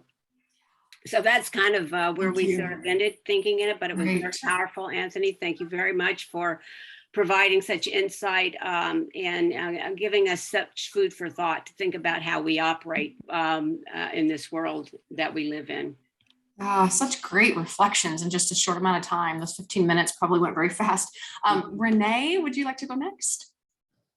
Sure. Just echoing, I think, some of the go aspects of the other folks have mentioned just in the day-to-day. And really, I think our group talked about how slowing down is viewed negatively, yet what's involved in slowing down in terms of shared communication, to create transparency, to try to interact in ways that can build trust is so important, yet can be looked upon as a negative thing because you might not be getting to those deadlines or those tasks as quickly. I think a couple of the other things that our group really leaned into was, you know, to some extent, we know that there's some expectations. We know there's things to do differently. And maybe we need to learn how to ask or kind of tap into those resources to use to assist children and families related to some of the ICWA work. Yet so much of that responsibility sounds like it's on the shoulders of the supervisors, of the workers. And as others have said, you all exist within organizations that also need to create a context to help that happen. Because whether you know it or you don't know it and you don't do it is part of just how an organization can help lift you up to be able to make those things happen, even amidst turnover. The last thing is, we talked about how like raising this level of awareness raises the level of accountability as well. And not necessarily just having that accountability, again, rest on individuals, like Andrea, you just said, thinking about just racism and how these systems have been set up, you know, us addressing it is at individual, it's at cross individual and organizational and system levels. And we really need, you know, I might need to learn how to ask, or I might need to learn the history if I don't know it. You know, there was a point made that some of the younger or newer folks in the field might not really don't know that kind of history and how these systems were set up to take children away from families. But when you do, you know, how does the system help you step into those vulnerable spaces to build trust and have transparent conversations and communication, because otherwise the day-to-day drives us and we know where that's gotten us. So thanks, group. Renee, really comprehensive. That's wonderful. Robin, you are our last report out group. Well, our group was not the least, so I appreciate so much. And I want to echo so many of the thoughts that were shared in the other groups were lifted up in the discussions we had. And I don't have time to do them sufficient honor, but there was acknowledgement that when people attend to and practice these principles and these behaviors, that it really sort of engages and puts people in the place of doing the proper work of what people are supposed to be doing. And, you know, so it brings this idea of authenticity and transparency into the conversation. It adds these tools back in the toolbox in a way that builds sort of ongoing honor and trust between people and communities and families and tribes. And then we, you know, that caused us to sort of drift into, well, that typically happens in a lot of day-to-day interactions. A lot of line workers probably are doing a lot of these principles and activities, but then the pressure of the system comes in, these court reports, these deadlines, these things that come from the state, all county expectations. So how do you, you know, overcome the system practices that take you out of these behaviors and principles, which cause the fracturing of these relationships, not just with tribes, but with many other constituencies as well. So there's this sort of acknowledgement that maybe those who are setting policy might be more sensitive to what it takes to really implement and do this work well. If you're trying to engage people in authentic, trust building, ongoing, honoring ways, that you can't bring 2 or 3 new innovations a year or 1 or 2 new big innovations or policies into county level work and then do this work in an honorable way. So, and the last piece that I'll add is that, you know, just a real recognition that no matter how transparent and engaging you are in this work, the hat you wear, the role that you play as being, quote, from the county, you know, it takes a while. There's a lot of historical trauma, a lot of historical problems that come with county and tribe relationships. So even if you're coming with your best foot forward, it takes a while to build that trust and let people see the difference between who you are as a very caring and engaged person being in the role of a worker versus being a county worker. And so if you're trying to overcome all that, you know, paying attention to the medicine and the process is really important. So you've got to figure out a way to overcome these other implementation and system barriers to acknowledge and work through that. So I hope I've done our group justice in lifting up those key points. Yeah, really, really. I just want to appreciate such thoughtful conversations that happened, and just appreciate the facilitators for kind of organizing those thoughts and bringing them forward. And I think this sort of punctuates your earlier desire to understand those values and principles so that we could intentionally kind of corporately pay more attention to them within the work of child welfare. So I just want to celebrate that that our group traveled here today and that we stayed in this space and it was just so authentic and honest and hopefully really interactive. I wonder if we could just invite Anthony to, right before we go to break, invite Anthony to come back and bless us and encourage us in those commitments that we have made in our breakout groups. If you could do that, Anthony, and when Anthony is done, then we will go to a 15-minute break. So, but Anthony, I'd love to have you come back on if you don't mind. Yeah, sure. And again, I just, you know, want to thank all of you for just all the work that you guys are doing. I mean, there's a lot of knowledge in this room, and I acknowledge that. And, you know, just to be able to hear all of you guys' thoughts, and you know, it's really inspiring. Right now, I'm in school, so hopefully, you know, I'll be out in the field somewhere doing this type of work with you guys. So, really inspiring for me in my journey, my educational journey. So I thank you for that. So I'll just say a little prayer for everybody. Thank you, Creator, for allowing us to be in this space and in this circle, and allowing us to share with each other, and to ensure that, you know, we are trying to bring wellness to our community. And I ask you, Creator, to help guide us all in that work and that effort, so that we ensure, you know, our communities can be in a place of health and wellness. Oh. Thank you, Anthony. All right, you guys. How about 3:45? We'll be back. Have a nice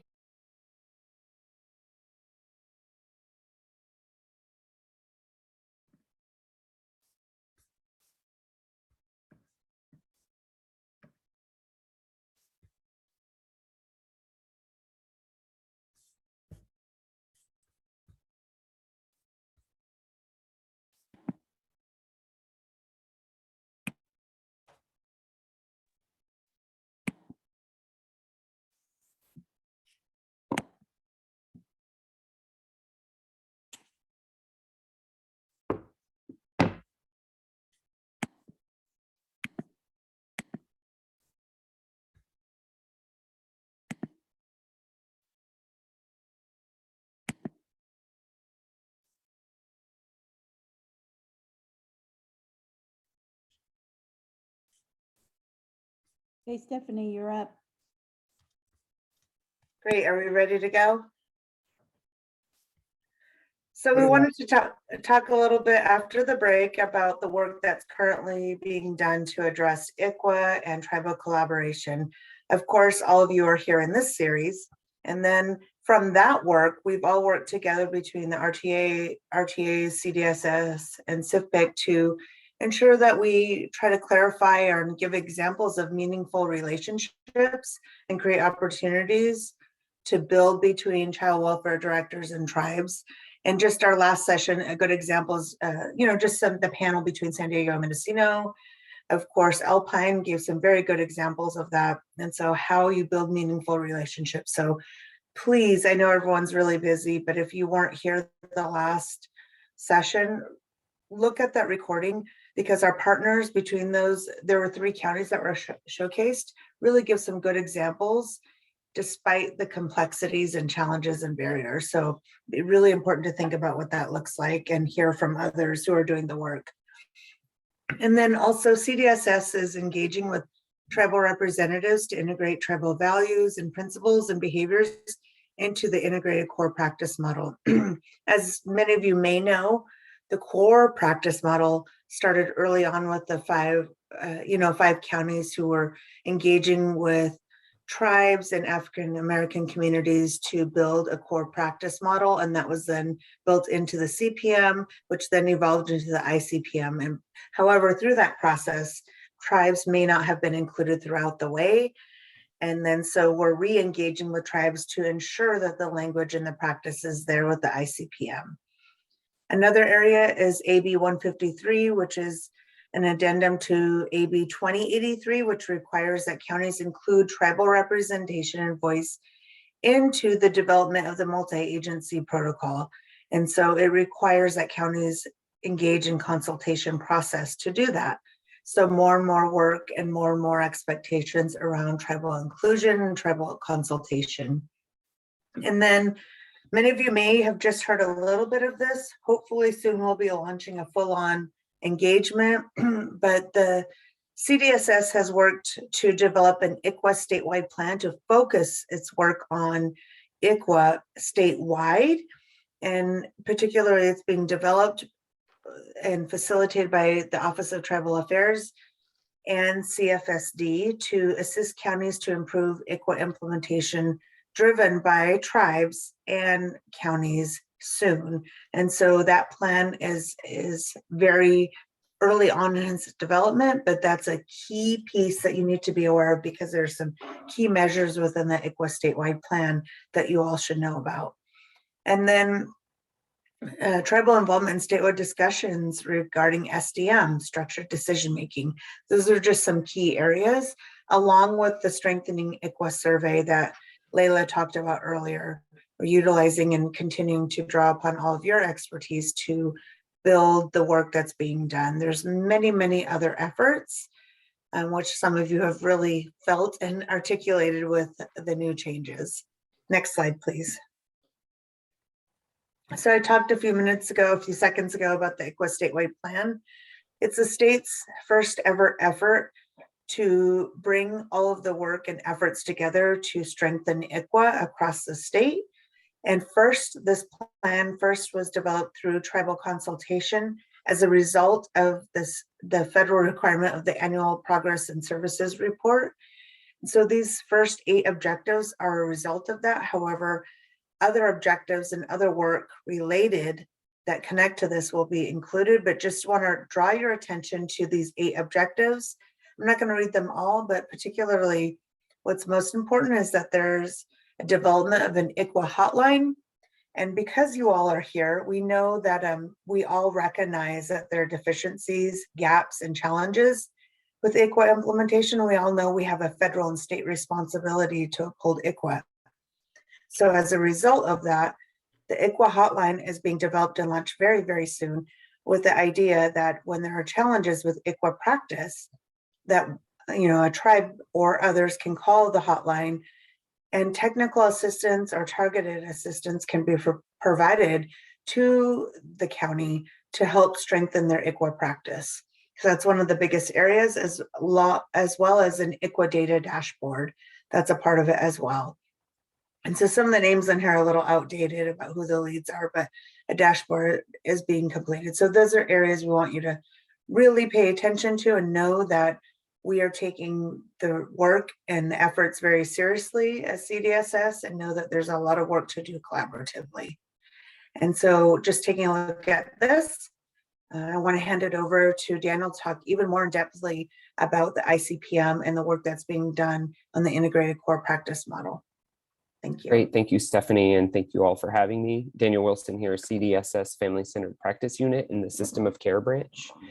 So in regards to the integrated core practice model, just a brief history. So as Stephanie mentioned earlier, the integrated core practice model in a lot of ways came about from the KDA settlement agreement and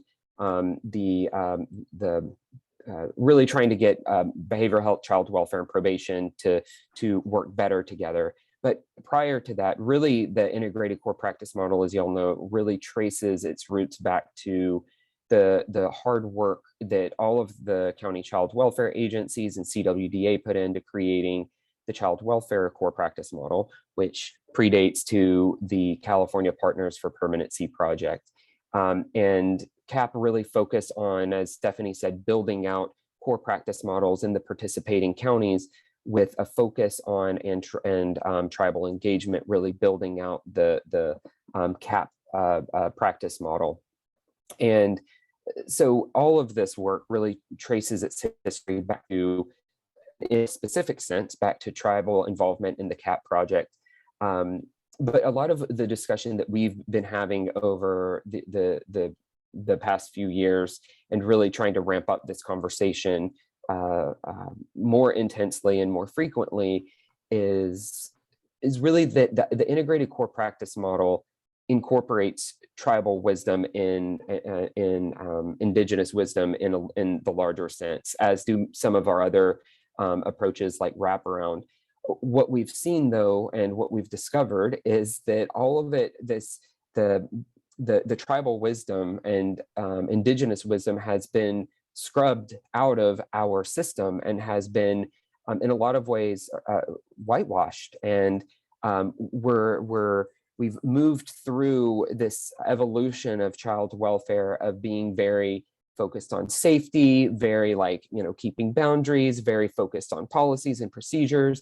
And as a system, we've evolved to seeing we're missing the core practice and behaviors and heart and connection that makes that really gives meaning to the work and that leads to healing. And in the graphic that Anthony showed for us and reviewed with us earlier, that was so beautiful, of relationships are medicine, and our research is just now really catching up with what tribes have known for generations and generations. And we really have an opportunity through the ICPM to bring that tribal wisdom, that indigenous wisdom back into the foundational practice of our system in the integrated core practice model and the child welfare core practice model. And that's really what we're trying to do, I think, in this space, and with our integration of tribal feedback into the integrated core practice model guide. That as a system, we have a lot to learn from our tribes and from the tribes, and what the knowledge of the tribes and the wisdom of the tribes, and really putting the heart back into our system in a lot of ways. So some of the work that we've been doing, we've been meeting with tribes about 6 months now to really update the integrated core practice model guide or manual with that tribal wisdom.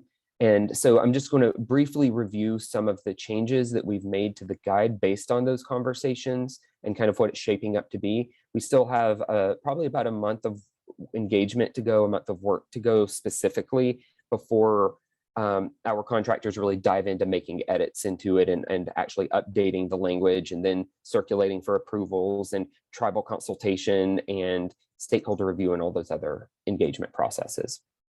But some of the language that we've seen updated is expanding reference in the integrated core practice model from children and families to children, families, communities, and tribes. And in that, frequently, I mean, in the integrated core practice model and other areas of our system, communities and tribes are left out. We're also looking at specifically calling out what the ICPM behaviors should look like in the case of that a child is designated an Indian child when ICWA applies. What do the ICPM behaviors look like in those circumstances? Ensuring that language has been added to ensure that tribes are a core source of information when child and family teams meet, and there's all this assessment and information coming in and informing the CANS, the Child Adolescent Needs and Strengths Assessment, that tribes, like informal information and any formal assessments that they do should be a key source of information in that process, and a core source of support in case planning and service delivery, both at the case level and in terms of building contracts with tribes to support tribal families that are involved with the child welfare system.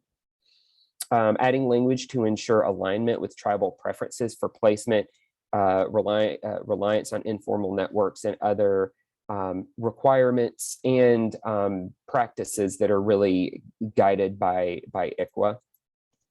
Adding language regarding early involvement of tribes in child and family team meetings, including at hotline referral stage and source of information of informal support and formal support and resources for the family, and adding additional compliance language with ICWA.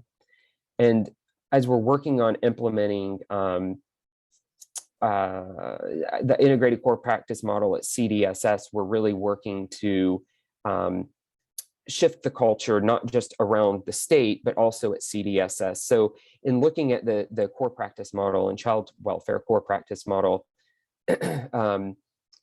really being the lens through which we look at everything within our system, our behaviors, the way we structure contracts, administrative leadership behaviors, looking at all of that. If we are really, if we truly authentically integrate indigenous wisdom into the ICPM, and the ICPM/core practice model is the lens through which we look at all of our work, that will really give us a path and bring us one step closer towards that gold standard that I think Michelle Love mentioned earlier, or the North Star of ICWA. Active efforts really should be the expectation for all of our children and families.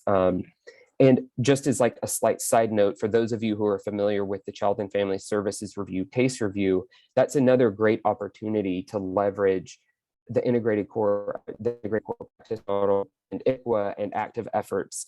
The case reviews require concerted efforts, and concerted efforts and active efforts are like, they're at the same level. And so there really is an expectation from the federal government that all families, tribal families in particular, that all families are being served with active efforts to prevent removal and support reunification.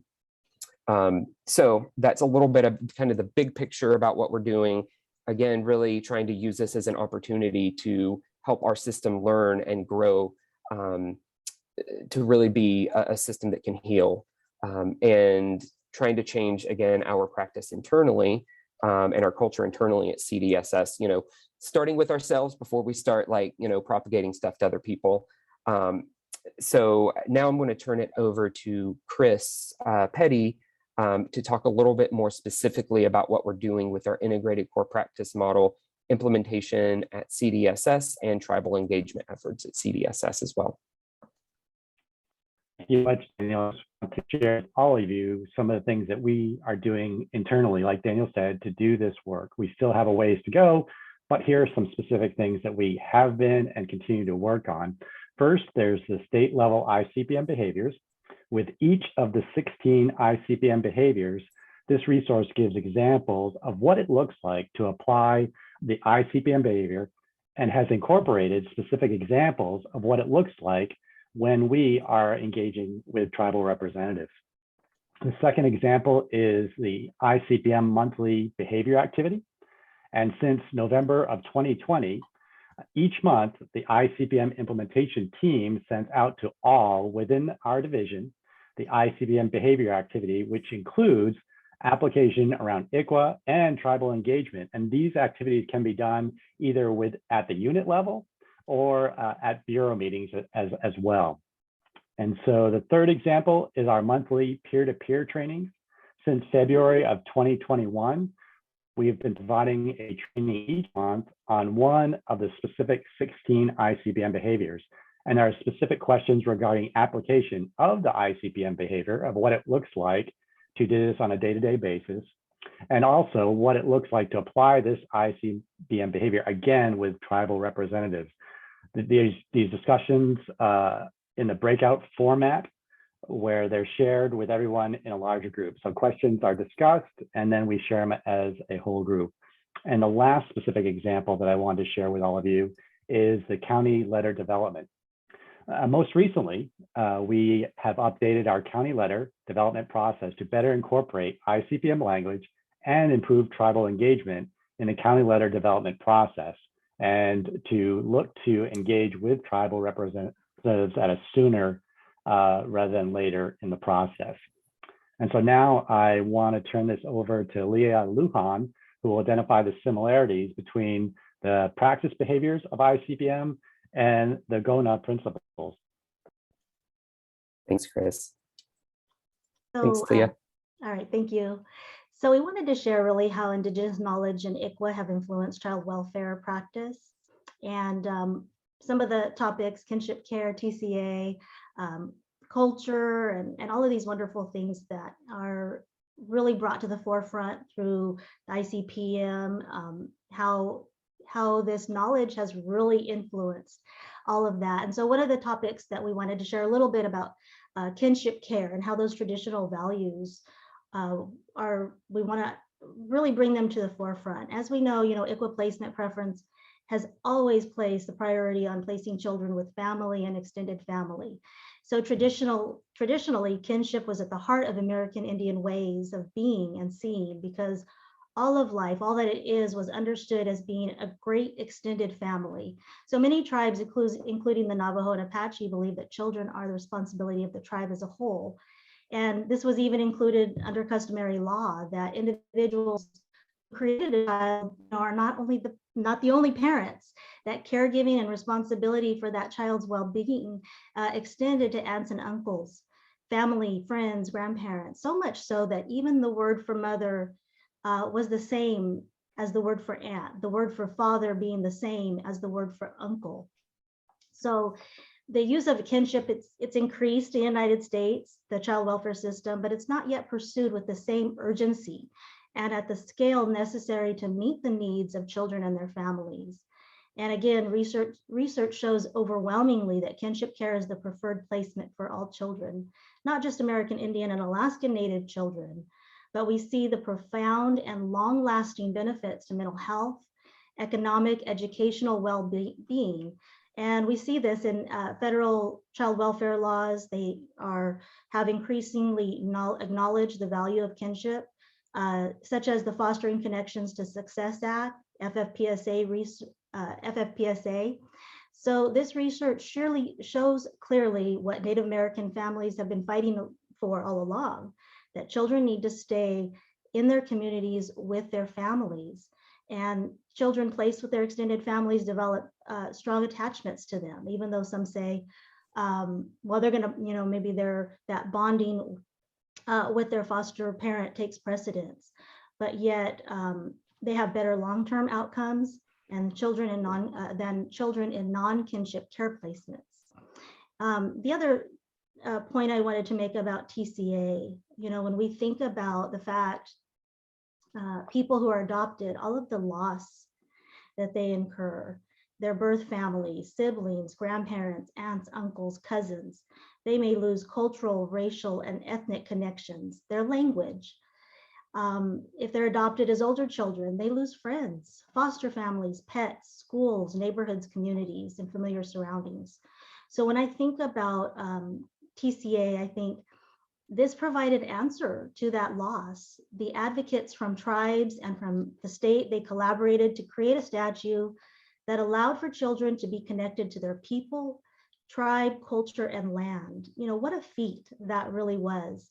So those principles of belonging and interdependence that Anthony shared, they were principles that no doubt that were important in creating this law. And yet we know that these are not just needs, again, of American Indian children. So that question, how do we keep children connected to their people?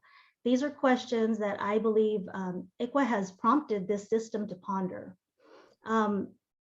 Culturally responsive practices, we know and studies show culture is a protective factor in mental health for Native adults and adolescents.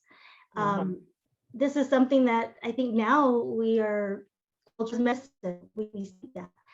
And I remember during listening sessions and policy meetings, many times Native voices were really loud and clear saying, culture is medicine, this needs to be a priority. But this system was not intrinsically built with those values in place.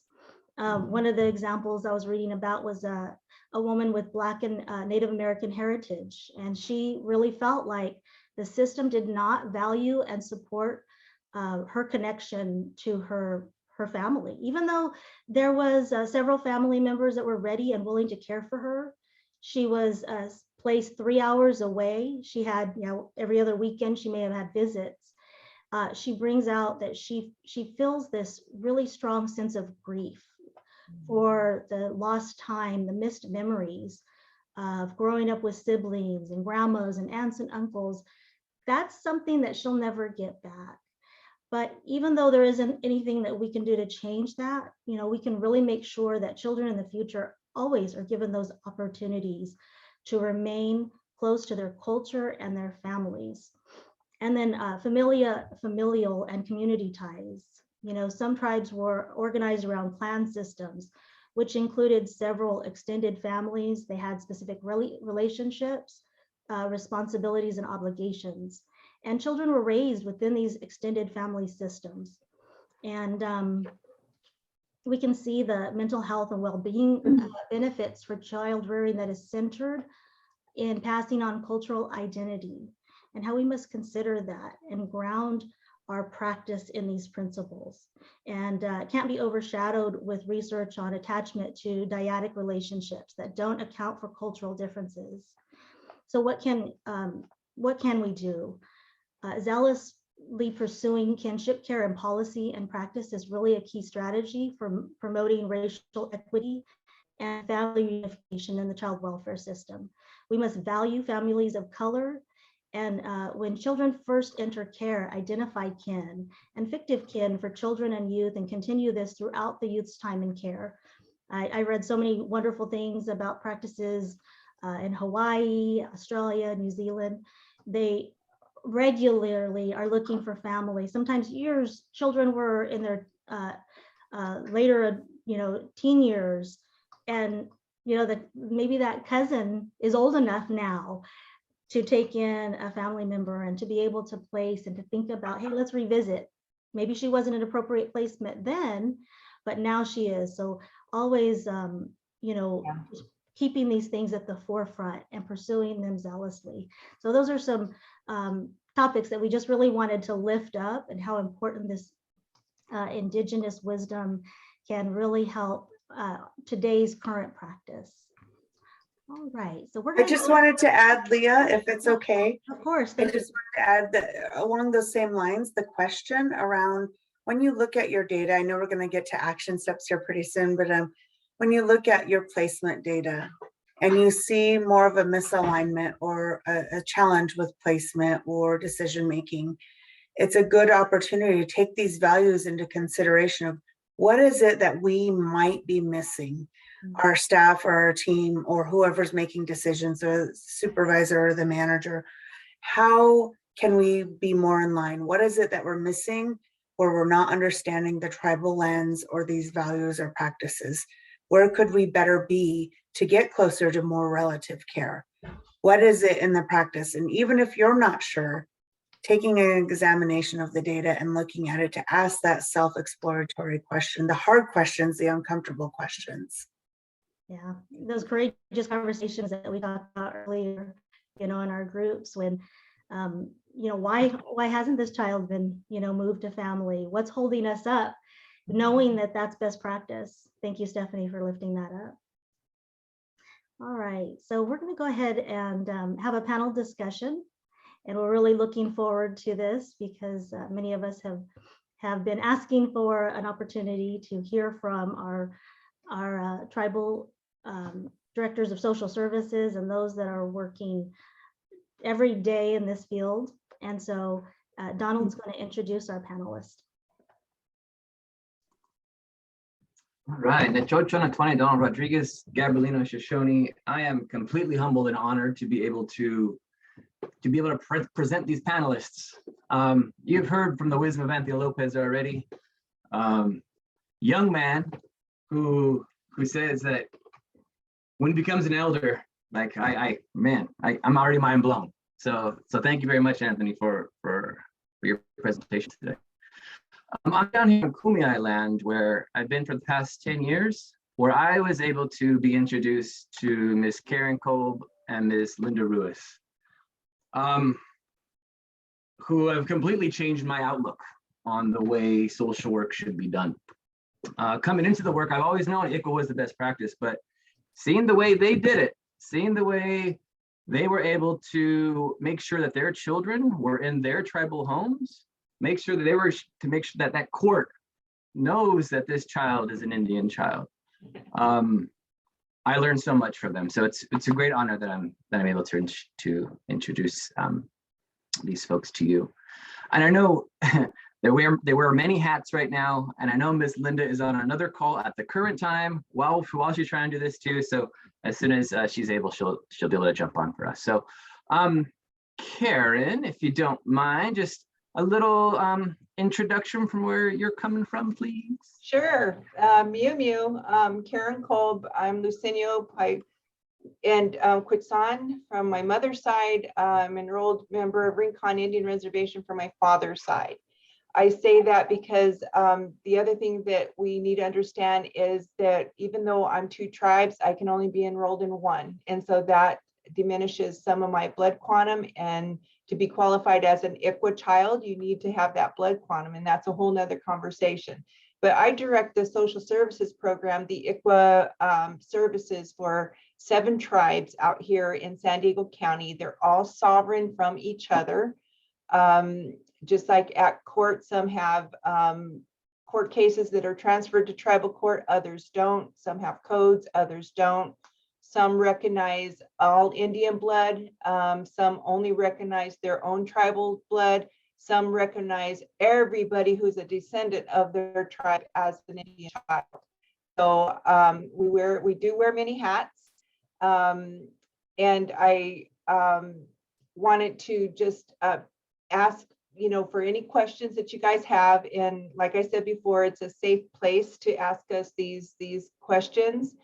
I know Linda is on another call, and that's a great example right now how we have to operate. And I know during my presentation, my boss is going to call me because we're working on 4 different grants right now because we are underfunded. We're not funded for social services like maybe the county is. We only have little earmarked budgets. One tribe out of the 7 that I work for can only afford $2,000 a year for our services, all of our court services. So you can imagine one case would really break the bank, so they wouldn't be able to afford a lawyer. So we do all the advocacy. And because of that, and because we didn't have a lot of funding or grants, we had to change the way we operated. And we had about 460 children in foster care back in the day when we started. And today we have 6 cases right now in San Diego.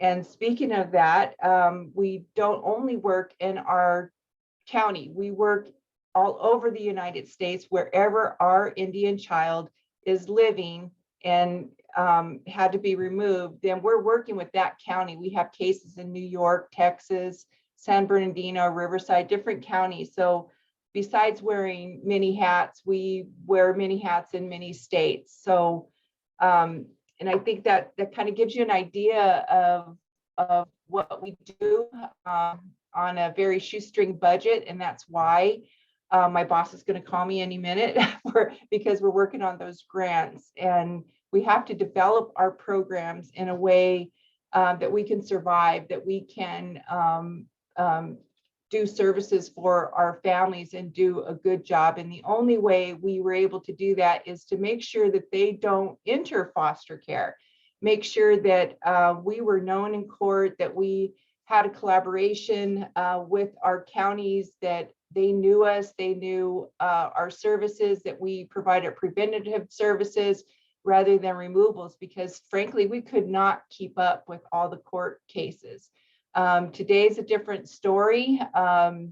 We've evolved with a lot of grant writing and services. Now we are a department of 8, but we also provide, besides the social services in ICWA, we also provide all the domestic violence services and shelter services. We have a case manager that does mental health case management and everything that brings. So we're also in mental health services. We also have 2 case managers who work with our OB program for any high risk or drug using pregnant woman. We're right there helping them. And that program is called My 2 Aunties, because those 2 social workers will hold their hand and help them have a drug-free baby and even do the parenting classes. So we wear many, many hats. And I think if we want you to understand anything,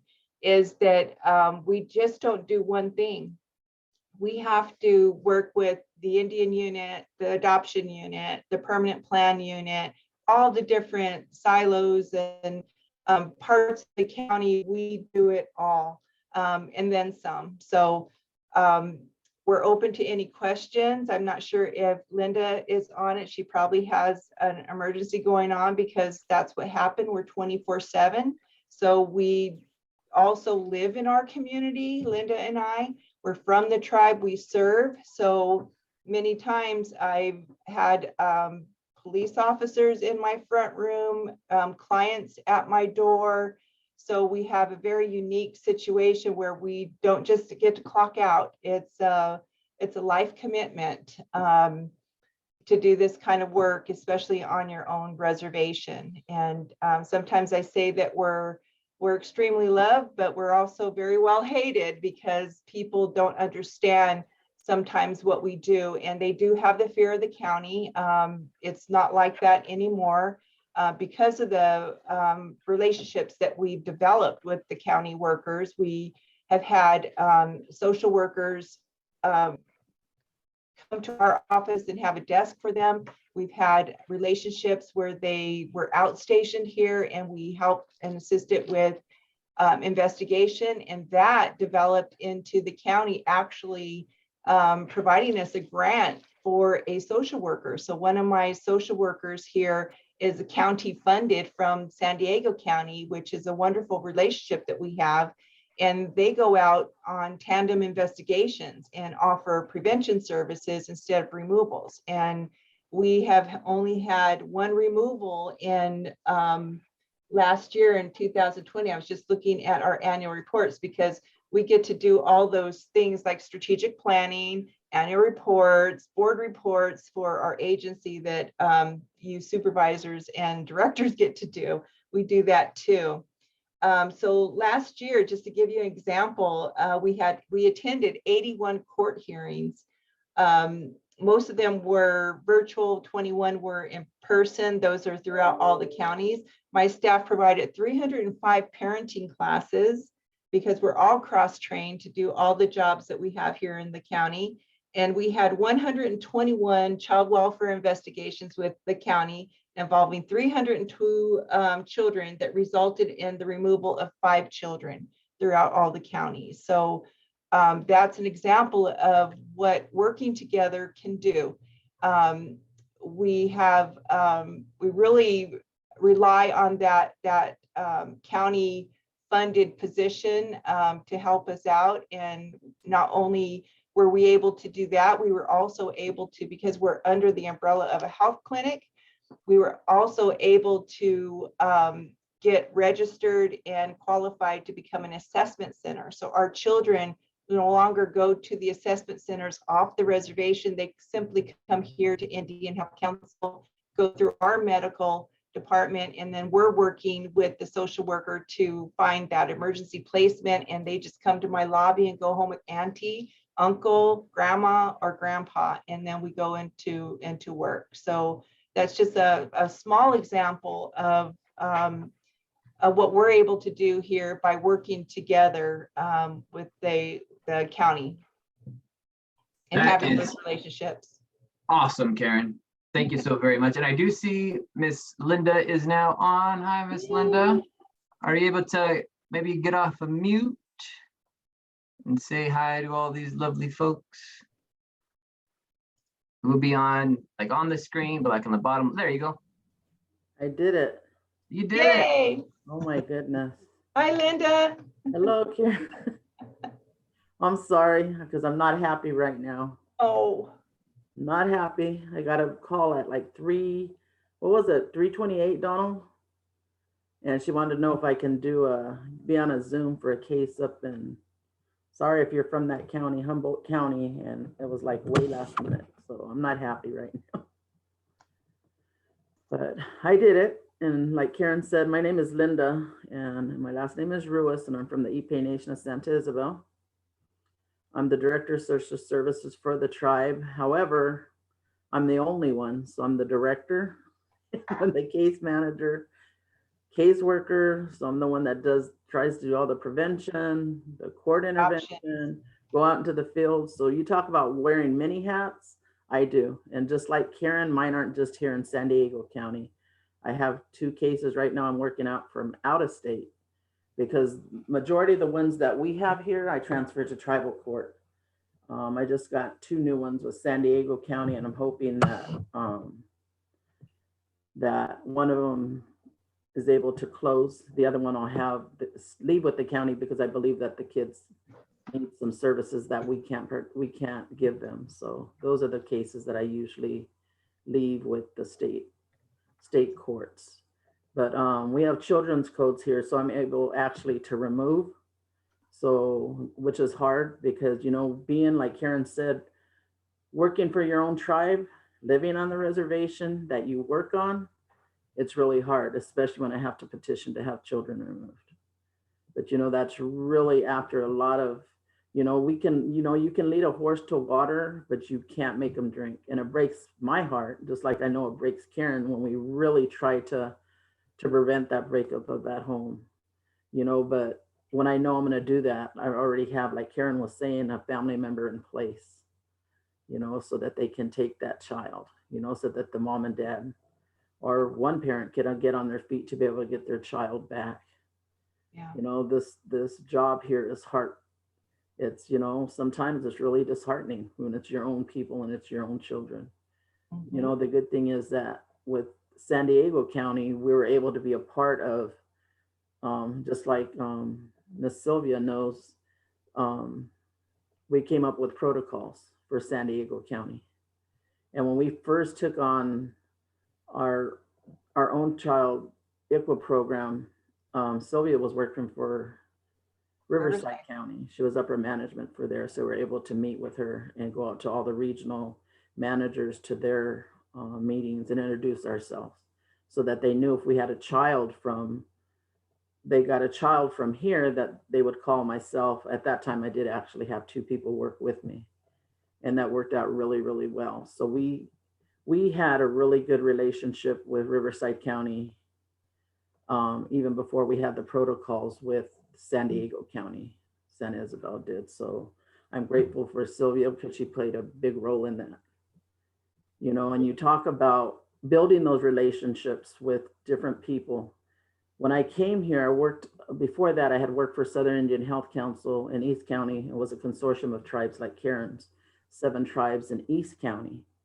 And I had some Riverside cases, but not as many. I had more out-of-state cases and then local cases.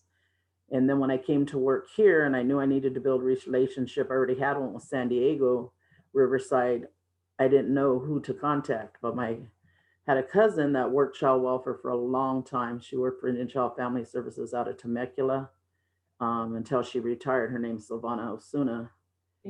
She said that she had known a woman that she started out with who worked in the Riverside County, and her name was Sylvia DePorto, and she knew she was a manager.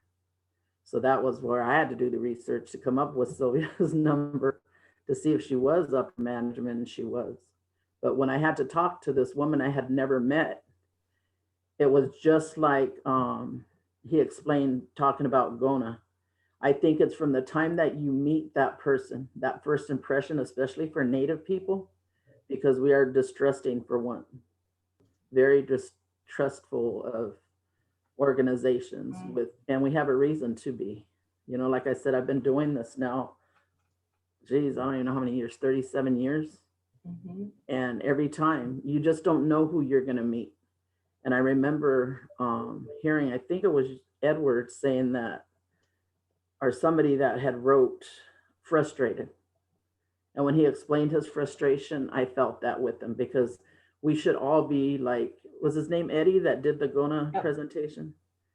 It was Anthony Like Lopez. Yeah. It would be easy if we could just be like that naturally, be, you know, just very respectful of each other. Come to the table and try to be respectful of each other and each other's ways.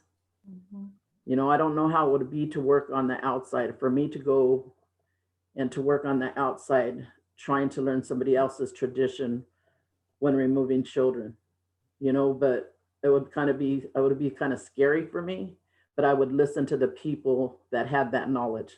Right. You know, so for me, it's always been, if you can listen to what we're trying to tell you, there's a certain way to talk to our people. There's a certain way to get us to be engaged in a conversation. You know, and I know that that road goes both ways. Right. And anybody that knows me, and most of the people down this way know me, I'm really, really, because I've done it for so long, I get frustrated when I'm met with a lot of resistance or disrespect. Just like with the worker I was working with, why would you wait like 2 minutes before I'm supposed to be on a Zoom meeting to talk about a case that I should have known about a long time ago? Yeah, Linda, I was just gonna do a follow-up because I think this is a good moment to ask this question, because you're seeing these things firsthand. You know, you guys have, between the two of you, about 70 years of experience working in this field. And so we really wanted to ask this question, you know, what are some of the steps that county and state leadership can take to help develop better relationships and how to collaborate with you all in a more inclusive manner? So, you know, things like that, you know, don't happen. You're not getting these last minute calls. You're being informed of meetings. What are some thoughts you guys have about that? Go ahead, Karen. Oh gosh, just you know, the respect of being included. You know, it hurts relationships when we're an afterthought. And you know, these are our relatives and they're important to us. It's not just a job to us. You know, this is who we are, and we need that inclusion so that we can, you know, help. It shouldn't be an extra step, another thing you have to do. It should be I get to do this. I get to work with this tribal nation and get help, because we're not just going to sit there and make you, you know, criticize your work. We're going to get involved and offer the things that we have that we know that will help the family.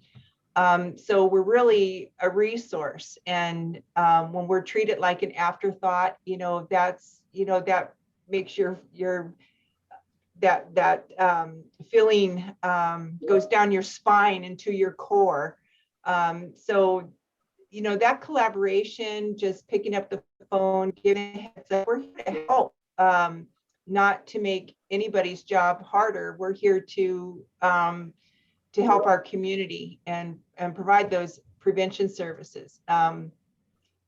We don't want our families into the system. It's hard to get them out when they are in the system. And the thing that I think everybody needs to know is that these kids, no matter where they're placed, if they're placed outside the reservation, they come home. They always come home. Out of 30 years, I don't know one case where a child didn't come home after being placed outside the reservation. And sometimes they don't come home the same person. They're not well.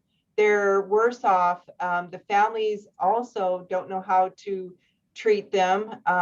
They're different from their families and they get treated different. So it's really a setup for failure when you don't work with us. That you're failing not just us, you're failing that child. Those little eyes looking up at you is what it's all about. So it behooves everybody to work together. And the other thing that I was sharing too was, you know, the GONA practices.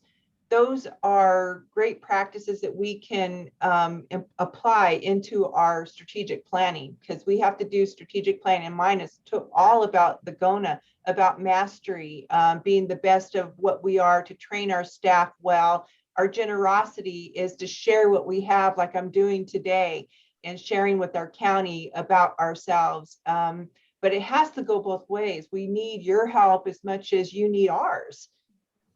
Yeah, and you guys are, you know, your masters of stretching a buck, but I can make a 20 go a long way.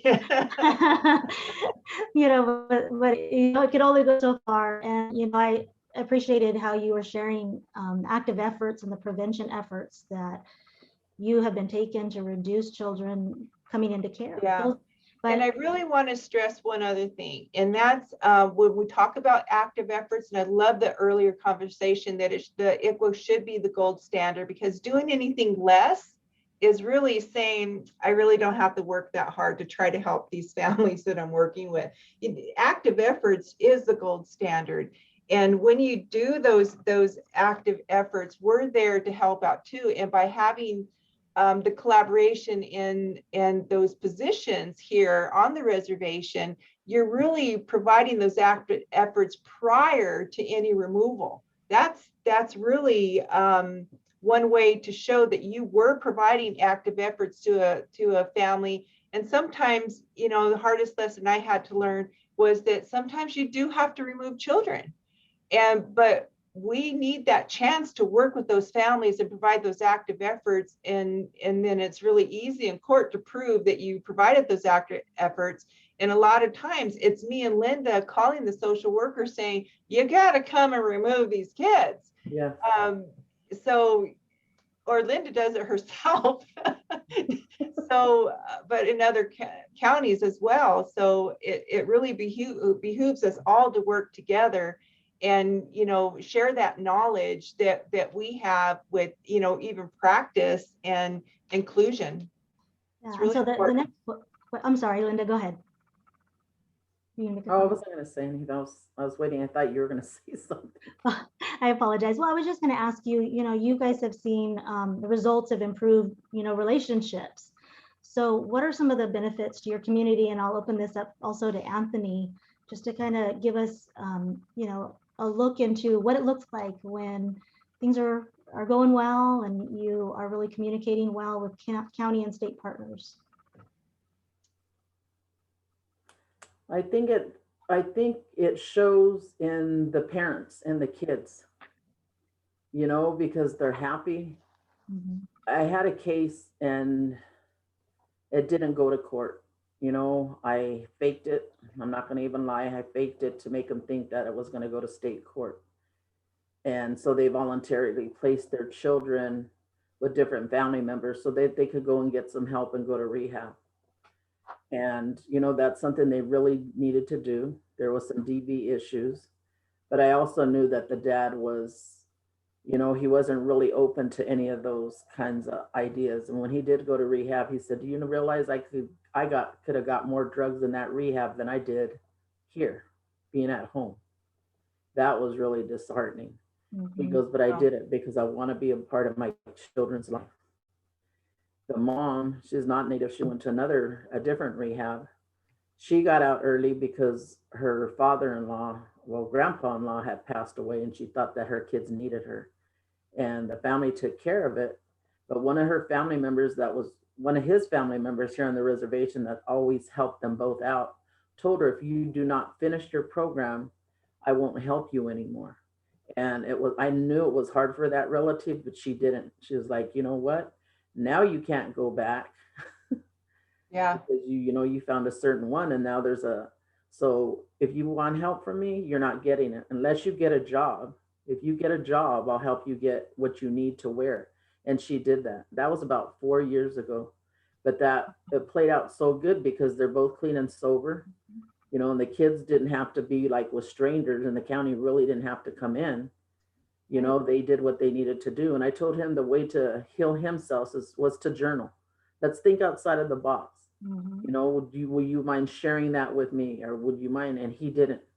He didn't mind sharing that with me. I was asking him what were his triggers, and he realized that when he wasn't using, he wasn't as angry as he was when he was under the influence of something. And I remember them like sending pictures to me, even though they live right here, when they were going to doing family things that they didn't do before, like going to Wild Animal Park. She's still working at that same job. They fixed their house up. They both bought their own cars, or buying their own cars. And I thought, wow.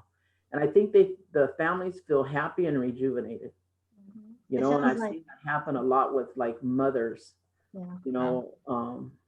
I had like 8 moms, single moms, and I had 8 cases in tribal court where I had to remove the children and place them with relatives. But those women, they got the help they needed. And for, like Karen was saying, the different programs that she does, one of the things I wanted to do was what is it called? We haven't been able to do it since COVID. Scrapbooking. Yeah. And those women, when they came together, they would laugh because they're like, you know what? Now I go into Ramona and get all of these accessories that I need for my scrapbook. And even though we supplied them, they wanted bigger and better. Before we would be chasing a bag, they shared it. They would do I said, go ahead and get the pictures off your phone. I have a printer. You can add them to your scrapbook, you and the kids, and then they reunified really fast. And that's what I told them. I wish I could put a star on my wall at my office if it wasn't confidential, to let people know how well you've done. And they were like, well, what if we do a release information? Because they wanted for people to see, look at me now. And those women are all still working. They still have their children, but sometimes we have to think different than what they do on the outside. Yeah. I mean, who would have thought to put that into a case plan that, there was going to be a scrapbooking session and that was going to help them with their healing. But, what I really hear is the whole community is taking responsibility, showing that, tough love and saying, if you don't do this, then, and standing up, and that's traditional community values coming into play. And I remember the chairman at the time, he goes, what do you want that for? Because I put money in to get crickets. We had this extra money come in because you know how money is so short, low funded. He goes, what is that? And I was like, I don't know how to use it, but I'm gonna be taught how to use it too. And then he was saying, he goes, it is so strange because now on certain days of the week, I go by your office, there's not even a parking. I said, that's the scrapbooking days. And I remember the Bureau, the BIA came out and he goes, and he was kind of like against it because he thought, are they going to even accept that as anything? And then when the Bureau came out, he was like, Linda, tell them what you did instead of doing, you know, like their therapy the regular way. I said they were more therapeutic with each other. And then I told him about the scrapbooking. You know, those are the things that they like to do. What are some of the other ones? Then we have other people come in from the community and I asked them, what do you like to do? So some of them, you know, did gourds. They, you know, they knew how to do beautiful gourds. So they taught. I said, why don't we switch it up? So we'll have scrapbooking one day of the week. The next time, one of you guys can come up with a project you want to do. Right. Whether it's like writing, whether it's, you know, whatever you like to do. Like Karen, she's a sewer. You know, I didn't know that till the other day. You know, she likes to sew. Yeah. You And know, that's how we have our that women are creative. You know, our people are very blessed like that. basketry. Yes. You know, they're always working with their hands, and unfortunately funders don't realize that or see the mental health benefits of doing that. And we have like Stitch to Wellness, a group of women who do a quilting circle, but they call themselves Stitch to Wellness because it's through a mental health grant, or they don't provide food. And that's okay. They bring their own snacks and everything, but it's that camaraderie. The other things that look like success are having the CFTs, TDMs, all those unit meetings on the reservation, on the tribal lands for the families. I think that shows success as well.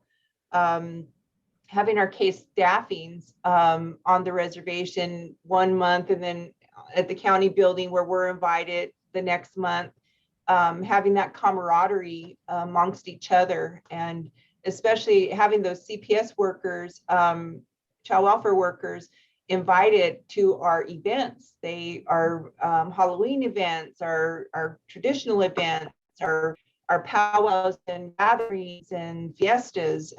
You know, Donald's been to many of those. I have pictures. And then that's where, you know, his ex-clients come up to him. I know one, SR, she will still call him, although she's been reunified for years, but she still calls him or looks for him. And so that, I think that's success. And even though, you know, I tell this story all the time, you know, I had one client who wanted to jump over the counter and wipe that smile off my face because her kids had just been removed. And, you know, later on, you know, they get well and everything. And then all of a sudden, you know, she's the one that comes into my office bringing a nephew or a niece. And so I call her my, whatever tribe I won't identify that she's from, I'll say like my La Jolla social worker, but it's usually a past client who got it and is also sharing and being generous and bringing her family into the door to sit down, and they'll say, tell her, Karen, you know, sit her down, you listen to her. And so that's success. That's what it looks like, and seeing, you know, less kids and kids not showing up, you know, after they were lingering in foster care and then coming to my office lost. That's not success. So we got to keep them in the county or in the reservation and the communities that they're from. Yeah. You know, I just wanted to see if I could get a quick response. I know I'm just like you guys. I love to talk, but we don't have too much time. My boss is calling. And your boss is calling. We want to give an opportunity also for those in the audience to ask some questions, and please, you know, feel free to chat, come off mute. You're safe here. This is a safe space. You know, this is our hope, to sustain and improve communication and relationships, and that only benefits our families. So if any in the audience would like to direct a few questions to Karen, Linda, Anthony's also available. We wanted to just take a few minutes and give you guys the opportunity. Like I mentioned, 70, 80 years of experience. They have so much wisdom and knowledge as they're sharing with us and giving us that gift of sharing. Gray hair. Gray hair. So we'll allow for that. And then, we'll just have a few minutes to wrap up today's session. So if anybody would like to ask Karen and Melinda and Anthony any questions, please feel free to do so.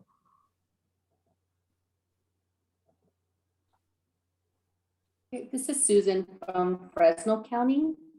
I think what stood out to me with Linda and Karen was that how they're removing or assisting counties in removing and stabilizing situations for their neighbors, right?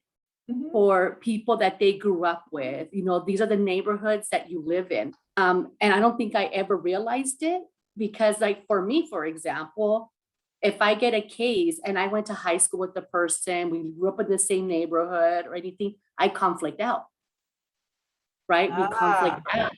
No right? fair. Right? We get to conflict out. And that's it. When you said that, it really hit me. I thought, oh my goodness, like they are doing very, very difficult work. And to be honest, the work that I'm not willing to do because I conflict out. Yeah. If there's a we personal run relationship. into our clients at the store. You see them, but right, these are, I'm guessing, right? Because these are your friends, people that you went to school with, you grew up with. Maybe you ran around and played with them in the neighborhood, and now you're having to come back and be part of the process of that removal. In the beginning. So when you said that, I thought, oh my goodness. And some of them are our relatives. It's our cousins, or our aunties, and it's really, really hard because it will cause sometimes not as much anymore, but in the beginning it caused conflict. Why would you do that? Who do you think you are? Just like Karen said. And myself now, I live way on top of the mountain all by myself, so I'm easy access. But I think because it's so dark up there, people are probably scared to go up there.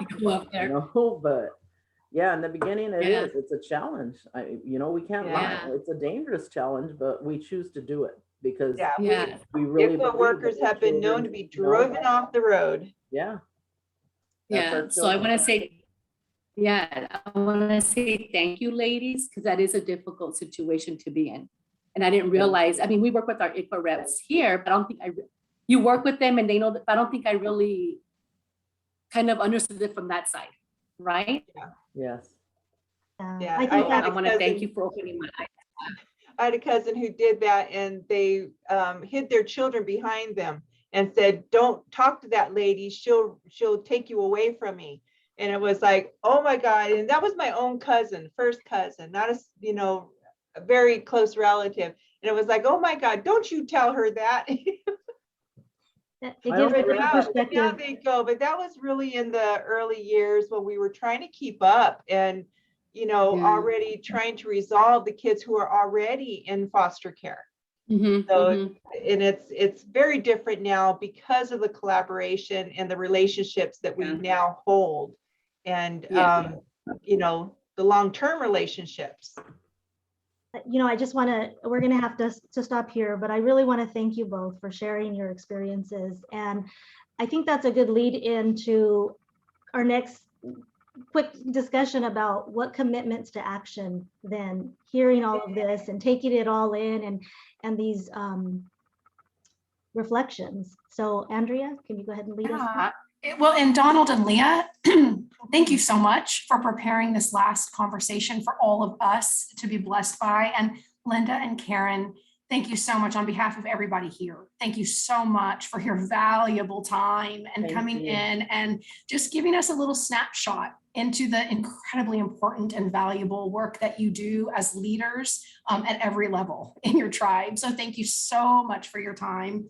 And I just want to say, we've heard today, because of Anthony, we've heard today about belonging and mastery and interdependence and generosity. We've heard those principles and we've thought about some of the work that's being done right now. Thank you to Daniel and Chris for helping us understand how those tenets are being woven into the ICPM. And thank you, Leah, circling back to you. Thank you for letting us know that that work is already in some of our practices around paying attention to family ties and customary adoption.